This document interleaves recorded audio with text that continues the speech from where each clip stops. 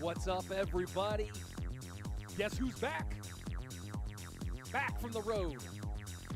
Back here at Clash Royale League for your July qualifiers. That's right. It's your good friend, your friendly neighborhood caster. That's right, Rich Slayton. Hey, everybody. How are you? I'm really pumped for this weekend. It's already been a fun Swiss stage, and now here we are in the group stage, as often we find ourselves. In fact, as we do pretty much every single Sunday. And, a lot to talk about. We got a lot of great action coming to you very soon, but most importantly, a really special guest today on the cast. So put your virtual hands together for the two-time regional Clash Royale League champion and the greatest graveyard player to ever grace the game. My good buddy, the God RF. What's up, dude? It's early in California, but I know everyone who's watching right now, and including myself, is really excited to have you. What's up, Rich? How you doing, man? Thanks for having me on. It's been probably like 3 years since I've done this, but we're here. Let's do this. Yeah, totally, and not washed, by the way, folks. I mean, not washed by his standards, but not washed. He still would crush pretty much everyone here. RF, this is kind of an interesting weekend, and obviously gameplay is gonna get started here in just a couple of minutes. But I'm gonna go in. Oh, I'm not muted, am I? No, I am. There we go. Cool. Someone said, "Rich, your voice." I'm like, "What's going on?" I just want to go ahead and. Oh, sound difference. I'm quiet compared to. Oh, let me bring my voice up. Hold on. Oh, I know why. Hold on, folks. Doing a little audio adjustment here. How about this? How's that sound? Is that a little better? Am I coming through? You're coming through on this end. You're coming over here. Yeah. I'm coming through to you, but I think the stream is like, what the heck happened to Rich's voice? And boom, and I'm gonna go ahead. I'm gonna bring RF down just a little bit. Boom. I think we should be fine now. Folks. And now we're all great. Here's the big thing, right? The big news. And RF, let's go take a look at the scoreboard for a second, or our leaderboard. Our groups for today. Hoo boy. This is really interesting because RF, do you see something, or more importantly, do you not see something on this list? Yeah, I think we're missing one player. I'm not really sure who, but I'm kind of glad he's not here, honestly. We get to see some new names, some new opportunities, I think. Hoo boy, the defending world champion, 4-time in a row Clash Royale monthly champion, will not be getting the 7-0 this season because he's at an aquarium right now in Valencia, Spain. He's looking at fish. Literally, that is what's happening. Go look at his Twitter, or look at CRL Intel's Twitter. You know what? I think I can actually put this tweet on screen right now. Let me see if I can get this on. Yes, here, let me go ahead. And I'm going to go bring us back to our main screen here. There you go. Mohammed Light visiting an aquarium right now. He didn't register for CRL this month. I don't know if that was an oversight or if that was an accident. RF, I don't know if you have the answer to that, but I do know everyone's like, what the heck? Where is Mohammed Light? Yeah, from my understanding, it was just like a blunder on his end. He just didn't sign up in time, and then that's all it really comes down to. So there you go. Essentially a $20,000 blunder because he was probably going to win it. But that does leave us with, let's go back to our groups here for a minute. And I think we're going to be getting some gameplay going here in just a second. Crazy groups, and in my opinion, the group of death here. And you know what? I'll take us over to our gameplay view because we do have our first matchup of Morten versus Furkan going. And we're going to be doing double screens today, folks. So for those of you who love that, congratulations. Those of you who hate that, very, very sorry. But that's the plan here. So I think the group of death here, RF, in my opinion, is the final group, Group 8, Group H, whatever you want to call it. And I'm going to go ahead and get us that group over here. Let me turn off the music. And there we go. That group, Igor, Guriko, Lucas, and Luminary. Yeah, that's a scary one for sure. It's glad to see Igor's name back in the mix. I feel like it's been a while since we've seen him at the top level, but he's here now, so that's all that matters. And I'm going to see if I can get that Igor-Guriko match as our second match here. Some tremendous groups, as you're seeing with Morten and Furkan getting their game on right now. KaNaRiOoo, part of that Team Liquid group. Shockingly absent here, and I don't know. I saw that he was picking for somebody, but Surgical Goblin, a little bit surprised that he didn't make the group stage yet again. Seeing KaNaRiOo's name here, that's really cool. It's been probably, jeez, I don't even know how long he's been since he's been up here. Another name, Ryley. I'm glad Ryley's in here. I always see him typing in that one Twitter chat, and he's always like kind of taking competitive seriously, but not at the same time. So it's nice to see him actually getting the top 32. I think he's done it like once or twice before, but it'd be cool to see him in the top 8 0, I think. Yeah, we'll definitely be showing Ryley on here today, probably against Doom whenever that happens. You see that group, Venom, Dominik, Faust, and Ryley. Let's see if we can get this Igor Guriko matchup, because that is, of course, for those of you who are big Clash Royale fans. Oh no, I'm in the rounds, not the groups here. That's why I was so confused. And those of you who are big Clash Royale fans, Igor Guriko is one of those matches you really want to see, but they have not yet begun their match. So we'll stay here focused right now on Morten versus Furkan. RF, obviously we have to get through our group stage play today.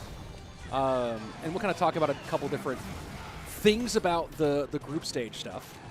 But with just on face value with Mo out, who are your favorites to win the golden ticket this month? My favorites for the golden ticket. Let's see. I think I always got to pick Morten. It's been he hasn't done that well this season, from my understanding, and you know it's kind of hard to bet against Morten. He's always in World Finals. He's always like getting top 3, top 2. It seems like. So I would definitely go with Morten for my first pick. Then let's see. I don't know. I'm also a big Rubén fan. I feel like he's also been a little quiet recently, and I think that's kind of a name you always have to worry about. So I'd probably go with Morten, Rubén, and maybe Samuel. But Samuel I'm less sure of, but he definitely has the potential to do. So here we are. We got Morten versus Furkan on our left side of the screen with the audio, and then Guriko versus Igor on your right-hand side of the screen. We're gonna stick with the Morten-Furkan matchup, but for those of you who want more Clash Royale, obviously the second screen is often just the Mo screen. Not today, folks, because Mo did not. Mo screen. Yeah, Morten's just kind of struggling to get any damage in this game. It seems like just the bar barrel and the quick cycle with the E-Spirit and the Skellies. Ooh, some guards get some damage here though. But Furkan's still keeping the lead, about 600 lead right now. But that Evo RG in the back, it's always a scary sight to see. We'll see if Morten can keep up with the defense here. I mean, double buildings essentially with the drill, not to mention the Mighty Miner, guards to protect the Mighty Miner from the Fisherman. Ooh, that Firecracker. This one feels, yeah, that Firecracker is doing some work. This one feels like, with how far behind it is, that Morten could be in trouble here, but it does have lots of defensive tools. Yeah, I think right now in Triple Elixir, this is when Morten's going to start sending like a drill every 10 seconds, and we'll see if Furkan can keep up, but I don't know, Morten can get a lot of damage back here pretty quickly. Just like that, those goblins connect, it's only 100 HP. The Firecracker at the bridge! No splashes though, well played by Furkan there. And we are seeing people start to adapt to what that Evo Firecracker does. Yeah. And trying to get just right up in its face. Kind of similar to how you play against a Magic Archer in some ways. You always just have to be like super, super bridge conscious, it seems like, because one of those shots is like 700, 800, 900 HP. Bridge conscious is a really, I've never heard that terminology before, but it's actually phenomenal, and it's almost upsetting that I've never heard it or said it in all these years. A Firecracker! Can the Firecracker get through here? Morten trying to get on tower, but not able to do enough. Game number 1 to Furkan here in the group stage. Yeah, well played by Furkan, just clean defenses the whole game and just barely sneaks out the win. Took advantage of Morten not having a big spell, so if he just played good enough defense, he was able to keep the damage lead. And taking a look at these picks so far, NATO out now. Obviously, for a long time, NATO out would then mean, hey, if you have Miner or if you have Hog, great time to play it right now. But with everyone adapting decks to have at least one really good building for stopping, this will be interesting. Here we go, the Hog against the NATO. Ooh. Which direction do you think Morten's going here with this Mega Knight Wallbreakers deck? Obviously, Luminary's deck was really popular for a while. Yeah. Interesting. Skelly Dragons as well. Morten's kind of going with a little bit of a curveball here, I think. A swerve to get into the parlance of my longtime co-caster guy. And Mega Knight gets there. Wow, what a Mega Knight connection. Now, what does Morten have in the tank? He only has 2 Elixir. Hog going wild. Goblins behind. Goblins. Wow. That Ice Spirit. Yeah, with the Skelly Dragons, just the cycle's a little bit too slow instead of like a Bats or maybe a Minions. So just that Hog was not something Morten's really ready for. Is this an Evo-less deck from Morten, or does he have like Evo Skeletons or Evo Mortar or something. You think if he had Mortar, it would have been in cycle for the Hog. Yeah, you would think. I want to think Mortar sounds like a pretty cool deck here. One Skelly Dragon versus a Mighty Miner and a Hog, that is not going to do anything. And the Mighty Miner cross. I really don't understand. The Evo-less deck. An Evo-less deck, so going with a variation of this, I mean, not even An a Evo-less variation. champion-less deck as well, no champions either. Is Morten trying to prove a point here, RF?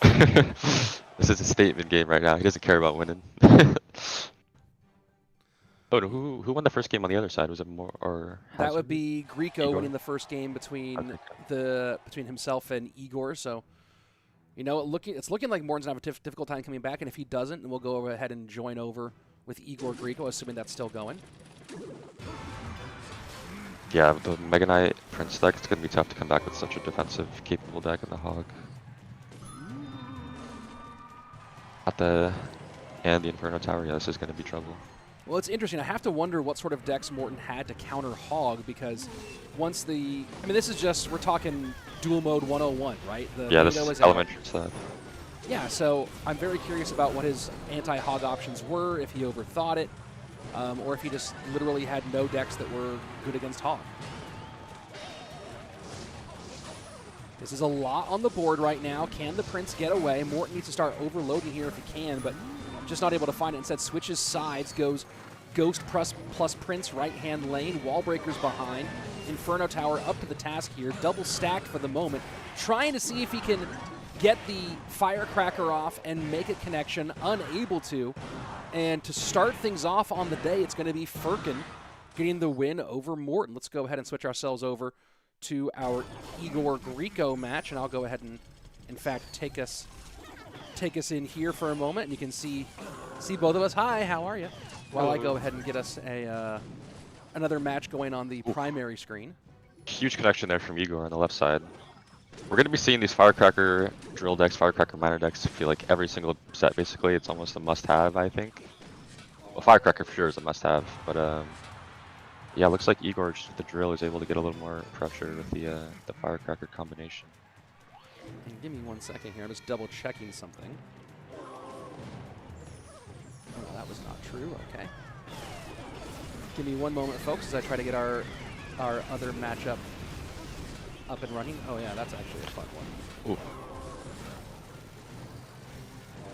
Ryley and Faust, that is a good one. And there you go. So we'll stick here with the sound for Igor and Guriko. Guriko in the lead. You can see Ryley and Faust. Faust currently in the lead. So a lot of longtime fan favorites struggling here in the opening round of our group stage. I'm really curious. You know, I'm pretty sure Morten's streaming this. I'm very, very curious as to what Morten's thought process was with that deck pick in game 2. And smart move here with the Mighty Miner just to activate the ability and not even risk a Firecracker connection there.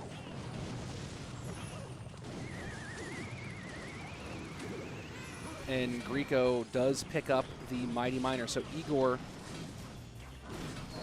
going to get just a little bit more, but not quite enough, RF.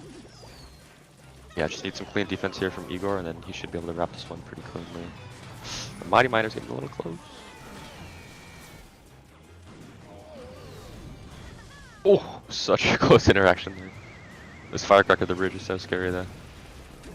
And I mean, I think that's what I'm interested in the most in watching today, and watching, of course, next weekend, is those of you who are playing, and here we're all tied up here between Igor and Guriko. Those of you who are playing by yourselves right now, you've experienced probably on both ends how much how unpredictable the damage, sort of burst damage of some of these Evos can be, especially the Firecracker, RG as well. And I'm very curious to see if we find ourselves with some really unpredictable, kind of over-the-top finishes because of these Evos. I think what I'm most excited for is the Evo Mortar. It's just such a unique with the Goblin flying in. If that gets locked on the tower, tower is going down pretty quickly.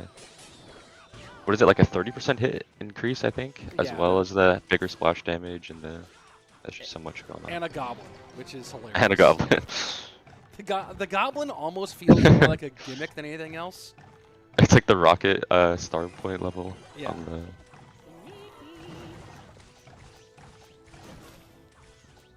So Evo Barbs here, and I'm going to go ahead and do my quick ranking. And RF, I'm curious if you agree. Firecracker, RG, Barbs, Mortar, Skellies is kind of how I'm ranking them right now, having not really experienced much of Mortar. Yeah, I would say Firecracker #1 for sure, then RG #1 is pretty safe to say. But I think I would lean towards saying the Mortar is better than the Barbs, but that might just be a little biased because I want to see the Mortar be cool because it's just a fun card. But yeah, I think the skeletons, they look so good on release from one skeleton could spawn like 30 skeletons if it just hits things. But with the 3-card cycle that it requires, it's just like you're not getting enough plays, and then a zap or a log just kills the entire play. Yeah, it almost feels like it's only really viable in a situation where you are playing it with champions and you're just super cycling, which then what are you doing?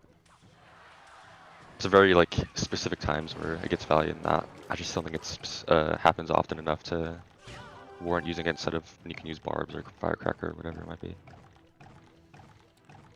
So here we go, final minute, all tied up 1-1 between these two. Talking about the matchup here, RF, Valk, Bats, Snowball, EQ. Seems like a good collection of answers to the graveyard, but so far here, as we've gone through single elixir, it's been all Igor. Yeah, if I had to rate this matchup on paper, I would say Hog is looking pretty here with the pressure of the Mortar, the Hogs that are coming in with the Earthquakes. Like, you do have the Barbs for sure to stop the Hogs, but when he starts cycling really quickly here, it's going to be tough for him to keep up, I think. But I'm also, let's give a shout out to the deck. I feel like this Inferno Dragon, Archer's Tombstone decks they've been popular in the past, but I feel like Graveyard's kind of been in the shadows recently. Ooh, a Graveyard Freeze deck. Very fun deck. So it's nice to see Igor giving it some love. And Faust 2-0's Ryley, so we will we'll try to we'll see if we can catch up with a Ryley win later. And I'm going to go ahead and bring us back here. Game number 3 of Rubén versus Over on your left-hand side, but we're sticking here with Igor Guriko. Yeah, I didn't really see earlier how Igor got all the damage on the left-hand tower, but if he's able to hold on, that's a pretty big lead he has already, and that could comfortably take him into triple elixir and be in a good position to finish this game. Well, you think about it, right? That the outside, the ways to defend against Graveyard are there for Guriko, and then the out cycling to get Hogs on tower. But here's the problem: is that when you look at this Hog deck, look at how heavy it is. Right? You have 4 elixir for the Mortar, 4 elixir for the Valk, 3 elixir for the Guards, 5 elixir for the Queen. It's actually not really a Hog cycle deck. It's almost kind of like a throwback to a trifecta deck: Hog, Valk, Muskie. And then on the other side of it, you think of Tombstone, but then of course the Tombstone plus Barbs, both of them more than sufficient to counter a Hog. This is slightly difficult, and I think that Guriko is hesitant. We'll see now if he feels comfortable doing it, and there he goes. Has been hesitant to play his EQ for damage just because of really feeling like he needs that to defend against some of these graveyard pushes. Yeah, good point by the cycler for sure. It kind of seems like Hogs should be able to outcycle the Barbs, but as we've seen, Igor's comfortably getting the Barbs down basically every time the Hog's coming in. And Graveyard plus freeze in. Nasty here. 2265 to now falling further and further down. 1184. This is the Hog that Guriko needs. And with an Evo Barbs dropping on top of it. Murdered the Hog. Wow. That disappeared faster than Mo did for this month of CRL. When those get rich up, it's nothing to be afraid of. Or and there you go. Not be afraid of. Whew. Well done by Igor, bringing out the Graveyard Freeze. Just, I don't know, he just couldn't keep up with the Barb cycling and just got 0 damage basically the entire game besides Earthquakes. So here we go. We're gonna jump on to our Over versus Rubén matchup. I'm gonna see if there's any more matches still going on. It's cool to see Lumberjack back in the mix. It's the second time we've seen it today instead of like the Monks, which usually happen. So I'm a big fan of that. Well, it is interesting that we're seeing Evos almost give the opportunity to not play a champion every single game, which then makes predicting champions in other games even less, even more difficult to do. Right. So here we go, another no champion deck here for Rubén. So, I mean, obviously this is game 3 rather than game 1, but it does create some more variability from that perspective. Now, whether it creates more deck variability overall is a different conversation. But yeah, it's the Lumberjack in the mix. And we've seen a few things. We've seen Lumberjack in the mix. We saw some Loon yesterday, for those of you watching the Swiss stage between Lucas and Ryley. So it's been an interesting couple of days. Let's put it that way. Ooh, the prediction log by Over. Beautifully done. That's going to be 1, maybe 2 shots, brings it down to under 3 or 4 digits. But the Evo RG is on tower, and he's banging those guards off of it. But, ooh, the right tower is lower. I didn't even notice that. So we're both looking at 900, a little bit of HP left. I don't know. Let's see if Rubén can break through these Mighty Miners and Firecrackers. Yeah, a big part about Rubén's deck is that he has no building, and with the no champion, the 3-card cycle is not there. So Over might be able to just put on the pressure too fast, and Rubén can handle. RG both lanes. 30 seconds left. We know Rubén is a big-time RG player, but he needs to get a big-time connection here. Fireball for the Firecracker, but not going to get past this Tesla. Has he cycled around fast enough? He's going to go RG into the Hog. Fishboy gets distracted, and that should be enough for Over to get the GG, the well played. And that brings round 1 to an end, folks. That is the end of round number 1. That's all of our matches. GG, boys. GG indeed. GG. Random Slav asking, who's that handsome man on the face cam is casting beside you? Well, that is the 2-time regional Clash Royale. I guess, well, technically 1-time Clash Royale League champion, 1-time no-tilt special edition champion. Depends on how you want to spin it. But also Graveyard Killer, the God RF. How much? Here's a question that I think a lot of people who've been fans of CRO for a long time are asking. Do you and AC ever play 2v2 together anymore? Or is it just like you're playing against nonsense, so it's not even worth your time? I'm trying to think the last time we've actually played 2v2. It's been a while for sure. But yeah, when you're queuing up like the normal 2v2 queue, it's just you're playing against 5,100 people that literally takes 3 seconds of thought per game to win the game. So it's usually not that enjoyable, but who knows? We might get a 2v2 mode down the road eventually. Tossing Plastic Disc Golf, what's up? Good to see you. I enjoy you keep on tossing plastic. Is he still competing? No, RF is not still competing. Let's see. All right, let's go ahead and take a look. I think we have all of our scoreboard. How is it not updated yet? Yeah, I don't see it updated either. None of the games are in yet. Well, I assume that it will be updated soon. Otherwise, this is going to be oddly annoying here. Let me go ahead and bring up the tournament hub, and we can check it out this way instead for now until that scoreboard does update. I got to go ahead and do it over here now. All right, tournament hub, group 1. And see, it doesn't have the names the same way. Oh, that's Mugi. All right, that's easy. Mugi beating Hika 2-1 in Group 1, and DarkAngel with the win over KaNaRiOoo. No, I meant to go to Group 2 here. And let's see, Venom. Venom's an American. I don't know. I know there's an old school Venom. Yeah, is that the old school Venom? You think? I can't imagine it would be, but maybe. We can go ahead and check API. Let's see if I can find. Oh, there's no points though, and Venom is one of the people who has 0 points in CRL this time around. Oh, hey, you didn't show us your YouTube Silver Shield. Hey, actually, that's a good point here, folks. Give me 1 second.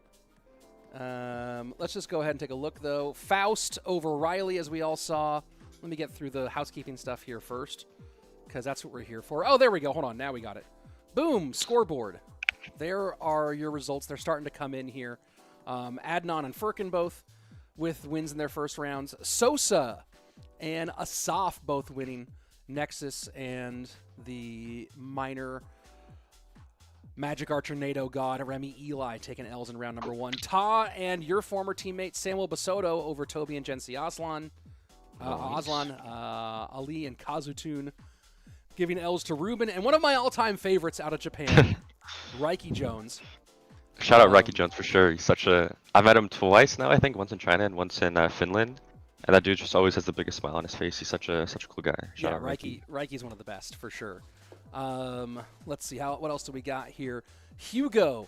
Oh, first of all, Alee and Kazutoon. Yep. Hugo and Champagnepapi over Ardentoas and Shanax. I don't know who that guy is. Maybe you know. Do you have any idea who that is, RF? No clue. There's a couple of these people. I don't know. Do you know Beal? Is that familiar to you? I do not. Group 3.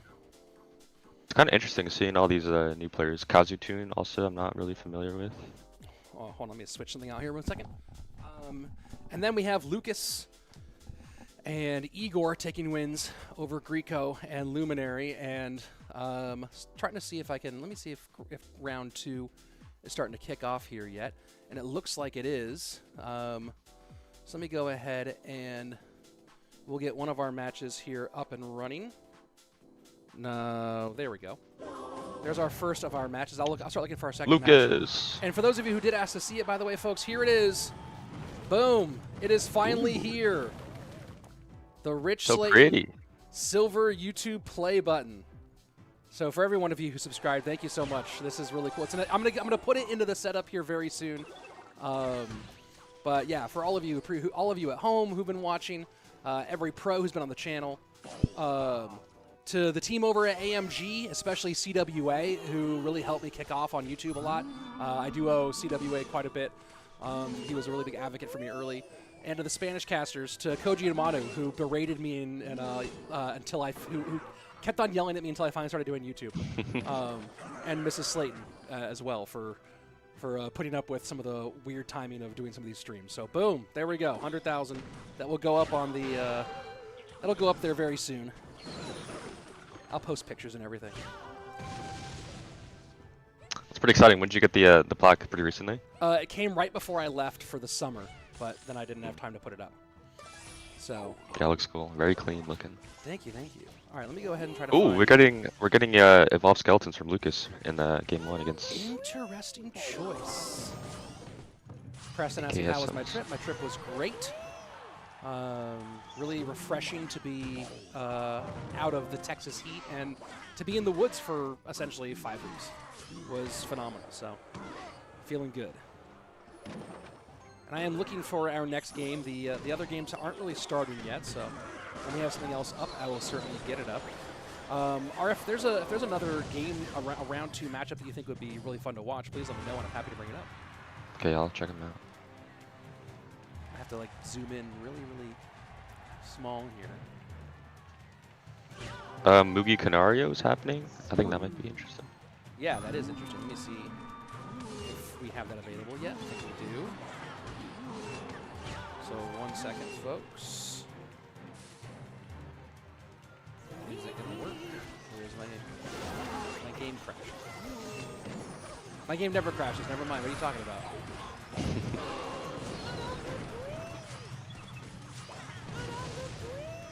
Yeah, in this game with Guriko and Lucas, it's gonna just come down to whether if Lucas can handle these these offensive pushes from Guriko. And knowing Lucas, I would assume he's got this matchup down. He knows what he has to do with the delivery, the bomb tower, the skeletons, and the ice spirit.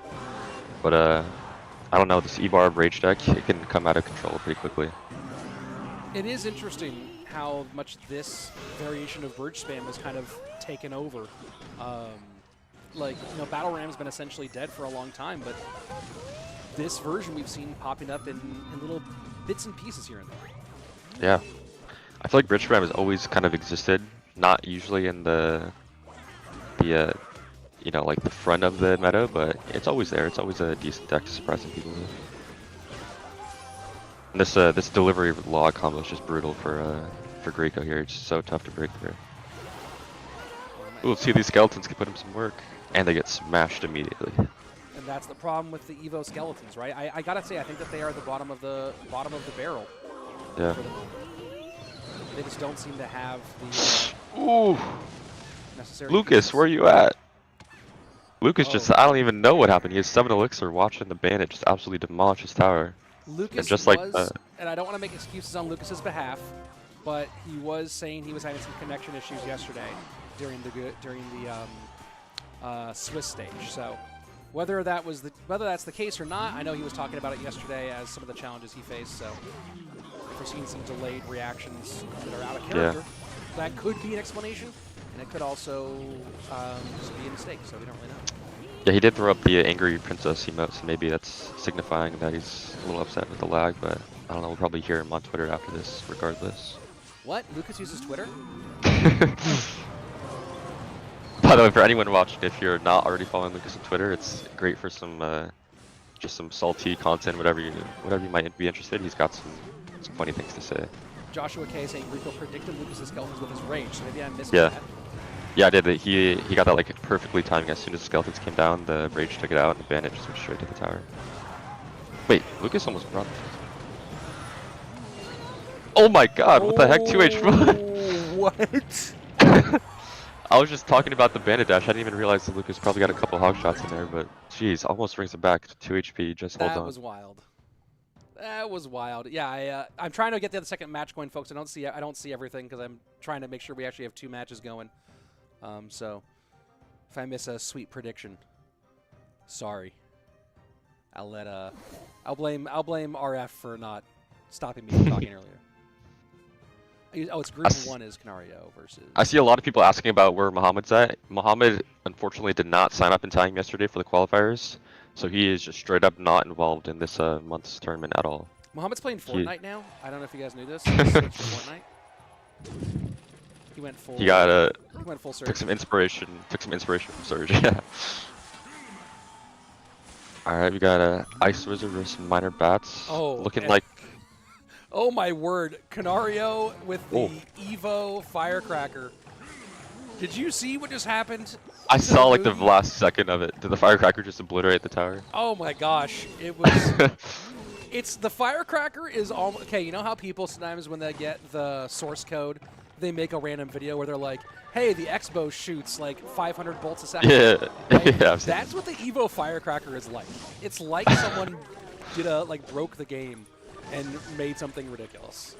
I saw a Twitter clip where the Firecracker just hit the perfectly like timed and splash spot, and it did 1,200 damage in one shot with the splashes combined. It's absolutely insane. It's so nutty. It's really... It's like a Prince charge straight to the head with one Firecracker shot. And then you can just keep on dropping stuff in front of it, and people are like, oh, arrows don't kill this. I better have a big spell. It is wild. And I do see some people asking about Ryley. We're gonna be trying to show a little bit of everybody here, and I'm gonna try to show some RemiEli, show some Ryley, show a little bit of everything. We have not shown KaNaRiOoo or Mugi yet, so having them on that second screen. And we're already kind of committed to this Lucas Guriko match, but I'll get a little bit of everybody in here, and if you do want to watch someone that I'm not showing, you of course can use the Tournament Hub inside the app, the little CRL logo, and watch any match that you want during today's CRL competition. Looking at Guriko's deck here, it's pretty interesting. We got a weird like Barb's Inferno Dragon or Inferno Tower deck. I'm guessing like a Graveyard is most likely to be the win condition, but I'm a fan of the innovation. You don't really see decks like this too often. Do you think Graveyard spawn needs to be standardized? That's a tough question. I'm gonna say no. I think the RNG is fine. I feel like, yeah, there's gonna be times where like 3 skeletons spawn straight in your tower, and you just kind of get screwed by that. But I think if you're a good enough player, it won't be anything that you have to worry about. Like a good graveyard defense will almost always exist, regardless of the RNG, in my opinion. And let that be the law from now on. I always see so many people complain about the graveyard RNG, but to me, like, yeah, it's a part of it, but when you're playing so many games, like, the variance is pretty standardized. Like, there's not really many times where, like, you lose a game because of graveyard RNG. It's, like, just kind of something you have to be comfortable with. I don't know. And the Evo Firecracker doing Evo Firecracker things. Gets one last shot off and does most of the damage. It is actually insane. It is. you know, I remember people were like, Archer Queen is the craziest thing ever. And then the Evo Firecracker comes out and says, hold my elixir. And we're seeing this now. I think that was a... Didn't they say that they were trying to fix the Firecracker 1 HP shot? I think that's what the Firecracker had a shot there. They were trying to, you know, so fine, she now has a 2 HP shot. Oh, KaNaRiOoo missing a mortar on a Hog Rider in his matchup against Mugi, so this looks like it's going to be game 3 for Mugi over there, folks, for those of you who are watching that one. I know that I know one person who's probably pretty happy about that. Oh, a very age-old beef with KaNaRiOoo used to have a little bit. You did? A little tiny bit. I in the 2020 World Finals, not World Finals, 2020 playoffs of CRL, I BM'd him in the playoff game, and then after that game, he followed me on Twitter. So since then, I don't think he's been too big a fan of me. That's really cool. I did not know that. Yeah. Or I didn't remember that. I think I remember you BMing. I mean, you also like had some really choice BMs. It's so funny because I never like intended BM, but like when you're there and you just won the game, you're like, screw it, I'm gonna send some emojis, like whatever you got in the in the arsenal. The yawning princess. Oh, these skeletons are getting on the boy. tower. Oh, that's boy. a splash as well. 13-18. Lucas has to get a miner in the tower. Oh, he's going for the left tower. Goes the to the left skeleton tower down. and doesn't go to the inside. Firecracker can't connect. Oh, And tough loss by Lucas there. wow, that's a couple of bad ones here for Lucas. Let's go ahead and go over to the Ryley versus Venom, as I will go ahead and try to find us another game to keep on. I'm liking this. I like how I did this last night. Where the solo screen is matched up with the side of whatever. Oh, yeah, that's cool. I know what you're I did it last night, and I'm really happy. Hey, shout out Clash Royale Esports in the house. Good to see you. What's going on, guys? Let's see, and let me go ahead and queue up. Let's see if I can get this as my. Getting a vintage Ryley logbait game. That's always exciting to see. Ryley logbait with barbs. Logbait barbs. Wahlburgers as well. Also a little bit different, but not too. I wonder what his last 2 cards are. I'm guessing probably a small spell or a big spell for sure. But we'll see if Venom can take advantage of these barbs because he does have the fireball in his deck. Is that that's Ta, right, on the Samuel game? I believe that is Ta. Yeah. It can be a little hard to figure out on occasion. For those of us who don't, you know, read Japanese.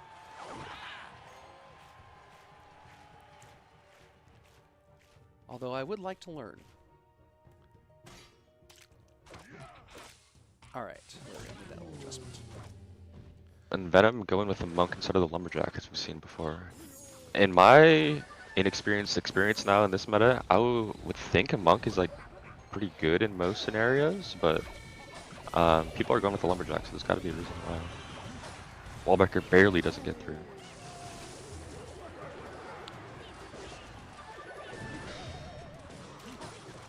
Oh, and the rascals as well, I just realized. That's also a little interesting with the arrows.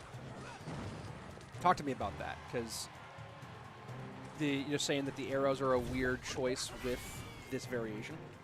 Yeah, it's just, in my opinion, because Ryley doesn't have a spell, or a building, excuse me. So having the arrows as your only spell instead of like a log, which has the knockback, or a snowball, which also has the knockback, you might like run into troubles against like hog decks because you really don't have that good of an answer outside of your barbs. Even against this RG, I feel like once Venom starts getting these like double RG pushes, it might be trouble with defending, especially with the evolved RG being really good against the barbs. And Clash Royale Esports out here throwing the fun. And I'll play some defense here for Clash Royale Esports, even though they're memeing. Mohamed Light just forgot to sign up. He was not banned from playing this month. But you know, rules are rules, and if you're going to sign up, be free to sign up. Oh boy. Fireball, negative trade there, and you see immediately Ryley going with the Evo barbs at the bridge. Dart Goblin behind, Wall Breakers pressure the opposite lane, and with the expenditure for those Evo Barbs, that means full-on Wall Breaker double connection on the left-hand side. Just like that, Ryley back in the game. Never mind, CR Esports saying that Mo's banned for life. Said, nope, for sure wrong, we banned him. Finally. Well, it's been fun, folks. I guess I didn't realize that there was a withdrawal limit for pro players. Once you hit a certain amount of money earned, you can't play anymore. Barb's coming down the lane. I just think Venom can hold on with these. Oh, the wall breakers didn't get hit by the East. Can the skeletons do it? Oh, big time. And the goblins behind. And Ryley just doing what Ryley does, playing a log bait variation to the absolute detriment of his opponent, as long as it's not Ian. This could be a little bit of trouble here. He has a... Oh, those evolved up barbs, though. Just don't die to the fireball. They're going to stay alive a little bit longer. And that RG just got absolutely melted. Holy. The Prince, the Barbs, the Dark Goblins, Spirit Goblins just killed it in like a second and a half. 30 seconds left, and, you know, we never really saw Venom RG in the back and use it to tank for the next RG, which is so much more powerful with the Evolve variation. And this RG is going to do some shots, but not very much, and this just feels like kind of an underwhelming attempt at playing this deck. Just a beautiful job done by Ryley, I think. He used the Prince extremely well, because the Barbs you can't really fully rely on in this matchup. And those Princes, like in the back, just always keeping the lane clogged, and the RGs can never really get a chance to get through. He's just really well played by Ryley. Alright, let me see if we have any more matchups still live right now. But I think we're just about done here, folks. Ryley could be the new Muhammad Light. Serial Intel, who are we kidding now? CRL Intel, who are we kidding? I always see Ian's shorts come up on my YouTube, and he's always poking fun at Ryley. It's always funny to see. I did a tournament, a little 4-person bracket the other day, because I kind of want to see what's up with how Evos were working. And, you know, Ryley doesn't have any any pictures. So it was just like Mo's face, Lucas's face, Vitor's face, and a goblin. Thumbnail. Perfect. Yeah. Let's see. It looks like round 2 is all done. So let me go ahead and switch to my other view here. Man, throat's a little bit dry today, folks. Apologies for the tone. Let me go ahead and let's take a look at all the data. I think they are beginning to update our scoreboard. Yep, there we go. Mugi 2-0 after his round 1 win, or round 2 win over KaNaRiOoo, and Hika gets back into the 1-1 here. Group 2, all squares. Faust, Venom, Ryley, and Dominik. 1-1 from top to bottom, so that's anyone's group at the moment. Furkan leading group number 3 after beating both Morten and Storm, a.k.a. Beal, in this one. Morten and Adnan there right in the middle. Sosaa on top of group number 4. Asaf and RemiEli in the middle. Nexus, who had 3 free wins during the Swiss stage. Has not found a free or earned one yet here in Group 4. We'll see if he can turn that one around. In Group 5, Ta 2-0 with the win over Samuel. So that's a huge one. Ta beating Samuel Bassotto and taking the lead here. Aslan in the middle as well. Tobi 0-2. Kazutoon in Group 6, 2-0. After a very, very nice win over. Let's say that twice. Over, which I guess over is Raiki, now that I'm thinking about it. Oh, is it? Yeah, because unless that's not that supposed to be sense, Raiki's name. Unless Raiki's name's not supposed to be there, and this is all silly, because in the game he's over. Yeah. But that might be Raiki. Either way, Kazu is 2-0. Rubén and Alee in the middle. Group 7, Champagnepapi. Who is Champagnepapi? Well, the chat is saying over is Kazutoon. The chat is saying. Oh, over is Kazutoon. And then let me look at. Oh, there you go. That's good. I think Raiki's name is in Japanese. Oh, yeah. You're right. Correctly. Big mistake. Thank you.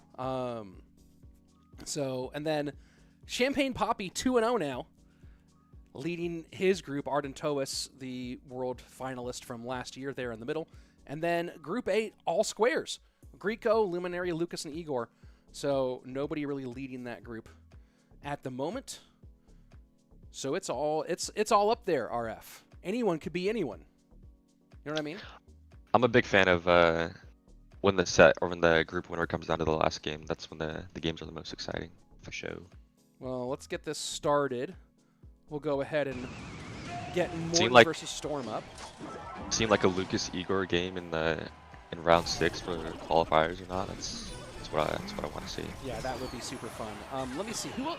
There was another person people really wanted to see that we didn't watch in groups in rounds 1 or 2. I'm trying to remember who it was. Was it Asaf? Or Asaf fans in the chat? I don't think it was Asaf. Let me see. Oh, RemiEli. That's who people really wanted to see. Ooh, yeah. Well, let's see if we can get Remy in here. Remy's also just like a super nice person in my experience with him. He's in group 4 against the leader Sosaa. So let me go ahead and get Remy, who's got one of the most popular decks in the game. Here we go. So our featured match will be Morten versus Storm, but there you go. Remy versus Sosaa on your right-hand side.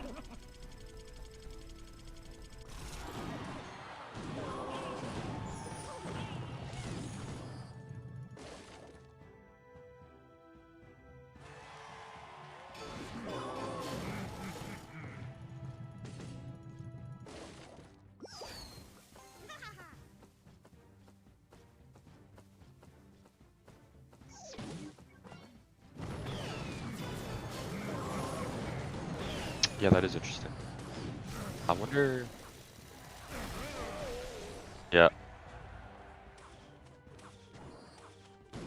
Yeah, I would have to assume that's the case. When you're using Firecracker, especially when there's no other Evo cards in his deck, I would see no reason why he wouldn't use it, besides not having it unlocked. But, cool. Just getting one tapped by the other for his Evo Firecracker.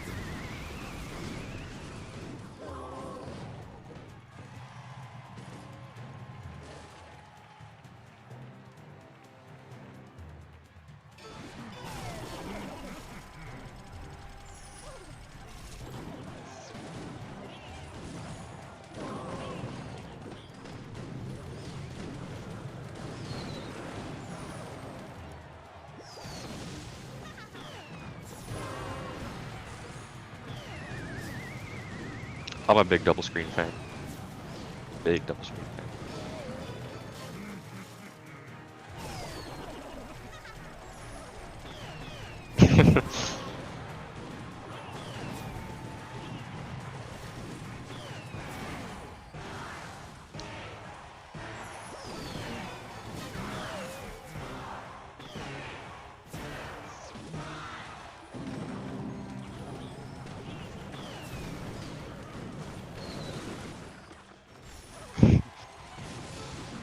We got someone in the chat just said if you just want to watch one game, just close one of your eyes and problem solved. I patch it up. Oh, I think I've been muted this whole match. There you go. Matthias realized that I was muted. Yeah, I muted myself to cough real quick. Oh, look at that splash. That's one of the big. It got all 4 splashes or 5 splashes, I think. Oh, that was really fun. Folks, I don't have a producer. I am self-producing. And every once in a while, I press a button and forget that I pressed it. There we go. So Morten does win game number 1. I ended up with pretty much the perfect hog counter deck with NATO and 2 buildings. We'll see what he has in store for game number 2. And for those of you who like seeing RemiEli do stuff, well, he's doing stuff on the right-hand side. RG versus RG. RF, how do you feel about mirror matches as a player? Do you like playing them? Do you dislike playing them? Are you generally indifferent? I like playing them. I was always a big fan of mirror matches, and I was always interested in the idea of exploring like a mirror match game mode. Because I was like, imagine like a mega deck game, or maybe not. What is mega deck? You know, it's like 20 cards or something. Yeah. But I would always like imagine like a big card deck, like maybe 12 or something, and just having like a month-long season of just 12 cards, because everyone has the same 12 cards, and I was just like how much the mirror matches would progress. Like, oh, everyone like starts with skellies in the back and goes to this. It would like turn into chess openings kind of, where it gets standardized. I just think it would be really interesting to see how down to the wire, like how perfect the games would have to become, but still at the same time, say it's like a 7-minute game instead, maybe, just how complex it get near the end of the game. And that's interesting in pro player, like the top pro players and other people, because Most people, I think, would absolutely hate that. Yeah. Probably a snooze fest for a lot of people, but I don't know. It seems from a competitive standpoint, I think it would be kind of cool. Well, I'm sure that Magnus Carlsen and Hikaru would love to play a game where they only have 5 chess pieces, and that's like a whole tournament. There's a tournament called the Fisher Random. I don't know if you've heard of it, but basically the tournament they'll randomize all the pieces in the back rank. So instead of like the rooks always being in the ed and the knights and the bishops, it's just like random. Like the king could be in the corner, the queen could be next to it in the corner, just so like the opening theory is kind of different, but still like provides the same chess game. I'm a fan of that. It's pretty cool. Skelly Dragon doing its work, and Morten in control here so far with 2 minutes played. Game 1 in his favor. Oh, someone in chat said there's going to be a Mirror Royal Global Tournament this month. That's interesting. People asking why Mo's not competing, and it's because he actually broke both of his thumbs in a terrible accident as he was winning the DreamHack Valencia competition. They handed him the trophy. It was so heavy, both of his thumbs broke. So he's going to be out for the month. Hopefully he recovers quickly. He's back next month. This RG deck is just absolutely dominating the meta right now. I think we've seen it in every single set so far. Probably both players have it in the arsenal to use. The RG deck is everywhere. Here we go, Ghost to the right-hand side. Morten given a little bit of freedom to Storm on that right-hand lane. And you gotta question some of I understand the Skelly Drags, like where you want them played, but that just feels like free damage plus even trade there for Storm. Am I being overly critical there, RF, saying the Skelly Dragons behind Princess Tower on the weak side was a fun choice? I think that's a fair criticism for sure. Yeah, just allow the free fireball. See these Eve barbs. Ooh, they do fireball go comes down. in just in time. Very that's well 2 timed. shots. Wow. Now Storm in the driver's position. He has a pretty good defensive deck as well with the Fast Cycle, Phoenix, Barbarrel, Skelly, or Fisherman.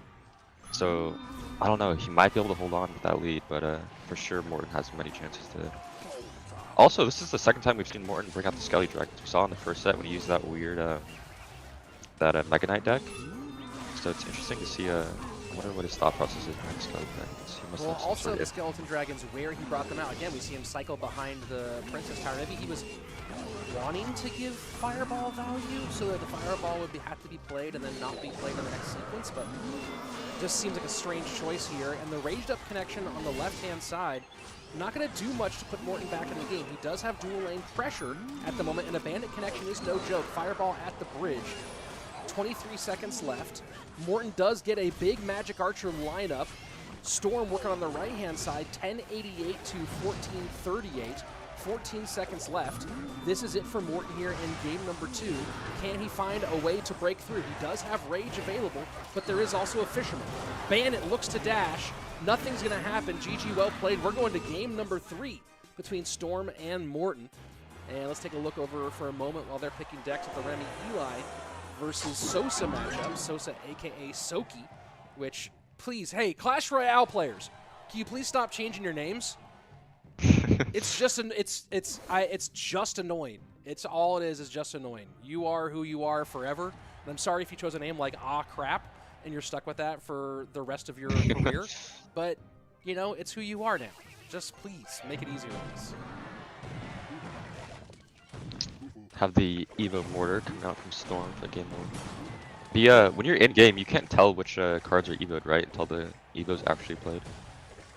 Like right now, like he probably knows it's the Evo Mortar because it's just the rules, but as far as like theoretically, he shouldn't know it's the Mortar. In my brain, I feel like you see the little, I swear that's spectators only though. I could be wrong.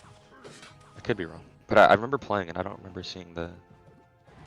Someone in chat will probably correct us. Boom, Clash Royale Esports. No more name changing. Thanks for Slayton for the suggestion. Next update, we'll add that feature. Thank you. Thank you. Okay, someone said you see the purple thing in games. Okay. Yeah, it's just the pros where it's like, who's this guy? I don't care if you still play Trophy Road, you know what I mean? I don't care if you change your name. But if you're trying to play CRL, just have one name forever. You see a diamond when an Evo card is played, it says KFP. Who is Soki? Soki is Sosaa. Who's Kazardi? Kazardi is Igor. Who's Morten? He's still Morten. He's been Morten since 2018. That's why he's also one of the greats. You know what I mean? Same name. That's his like just name as well, I think. Nice and simple. It just is his name.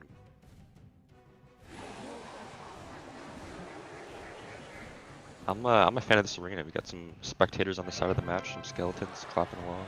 Yeah, I feel like I've never noticed that the giant is eating what used to be cotton candy.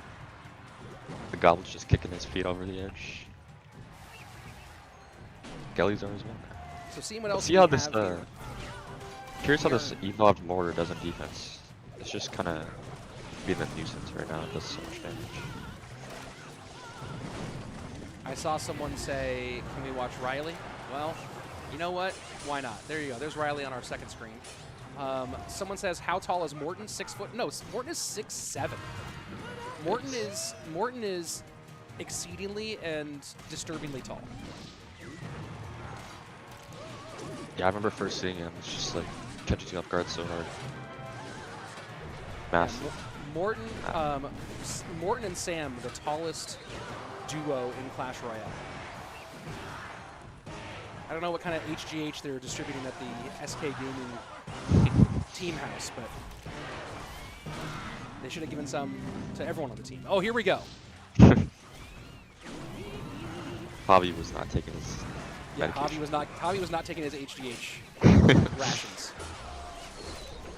That Phoenix is going to respawn with the rage coming. This is a lot of trouble for Thorn. Can this RG do some real work? Gets one, gets two, gets a third off, and clears the guards off the board.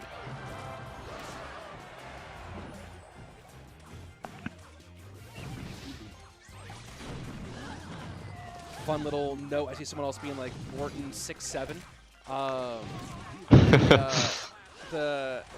It became almost a meme that OP Sam continuously complained about being forced to play from standing, and always requested a chair. And they gave him a chair in season 1 because he said he had a note from his doctor for his back. And in season 2, they're like, "That's garbage. No, you're playing standing up." Because he hated feeling like he had to lead over so far. 13. Yeah, I remember in Japan it was also a pain because on the what was the first round called? Whatever, like the seeding tournament, the stands were like stuck to the phone and it was like 4 feet high. It was like it was pretty annoying, but part of the game.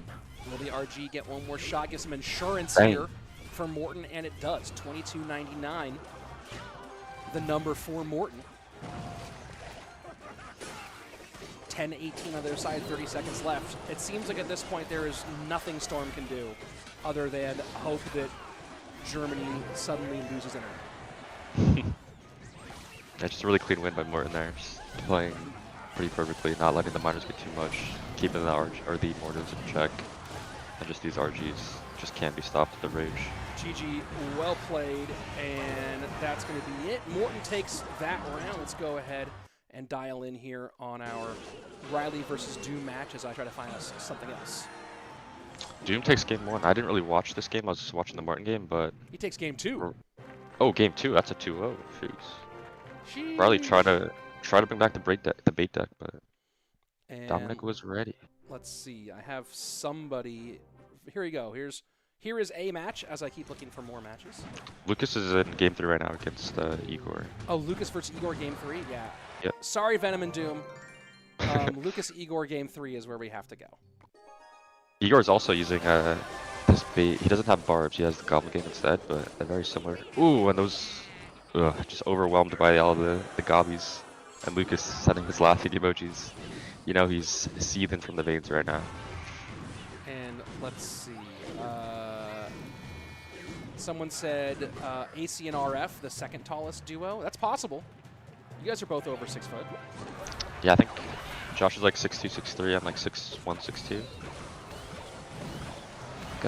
got some decent height. And seeing if there's any more matches left here in this round. I think this is our last one. It's still ongoing.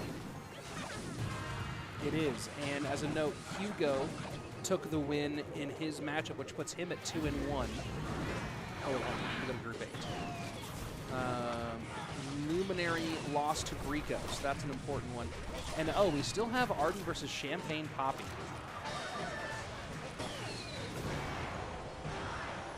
You know, Drake just does everything with this. He's promoting gambling, he's playing Clash Royale.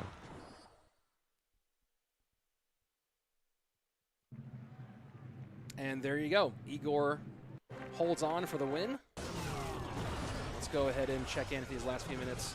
Oh, we're still only in game number 1 of Arden versus Champagnepapi. Very interesting. Game 2. Or game 2, I mean, yes. We only had 1 game played so far. I'm going to try to figure out a little more about Champagnepapi here. I've heard his name before, for sure. He's familiar, for sure. Drake decided making songs was too easy, says Preston Golden.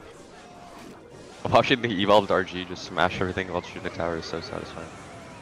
Still not enough. Ardentoas takes game at number 2. All right, tied up. Let's see.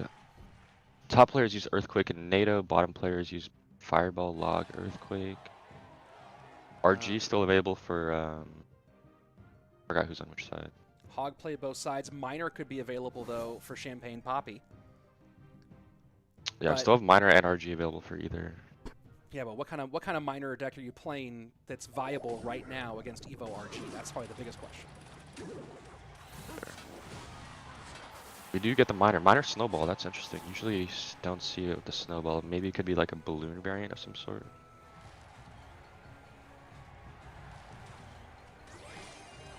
And it is minor, so yeah, balloon would be interesting here. Although I guess Snowball makes sense.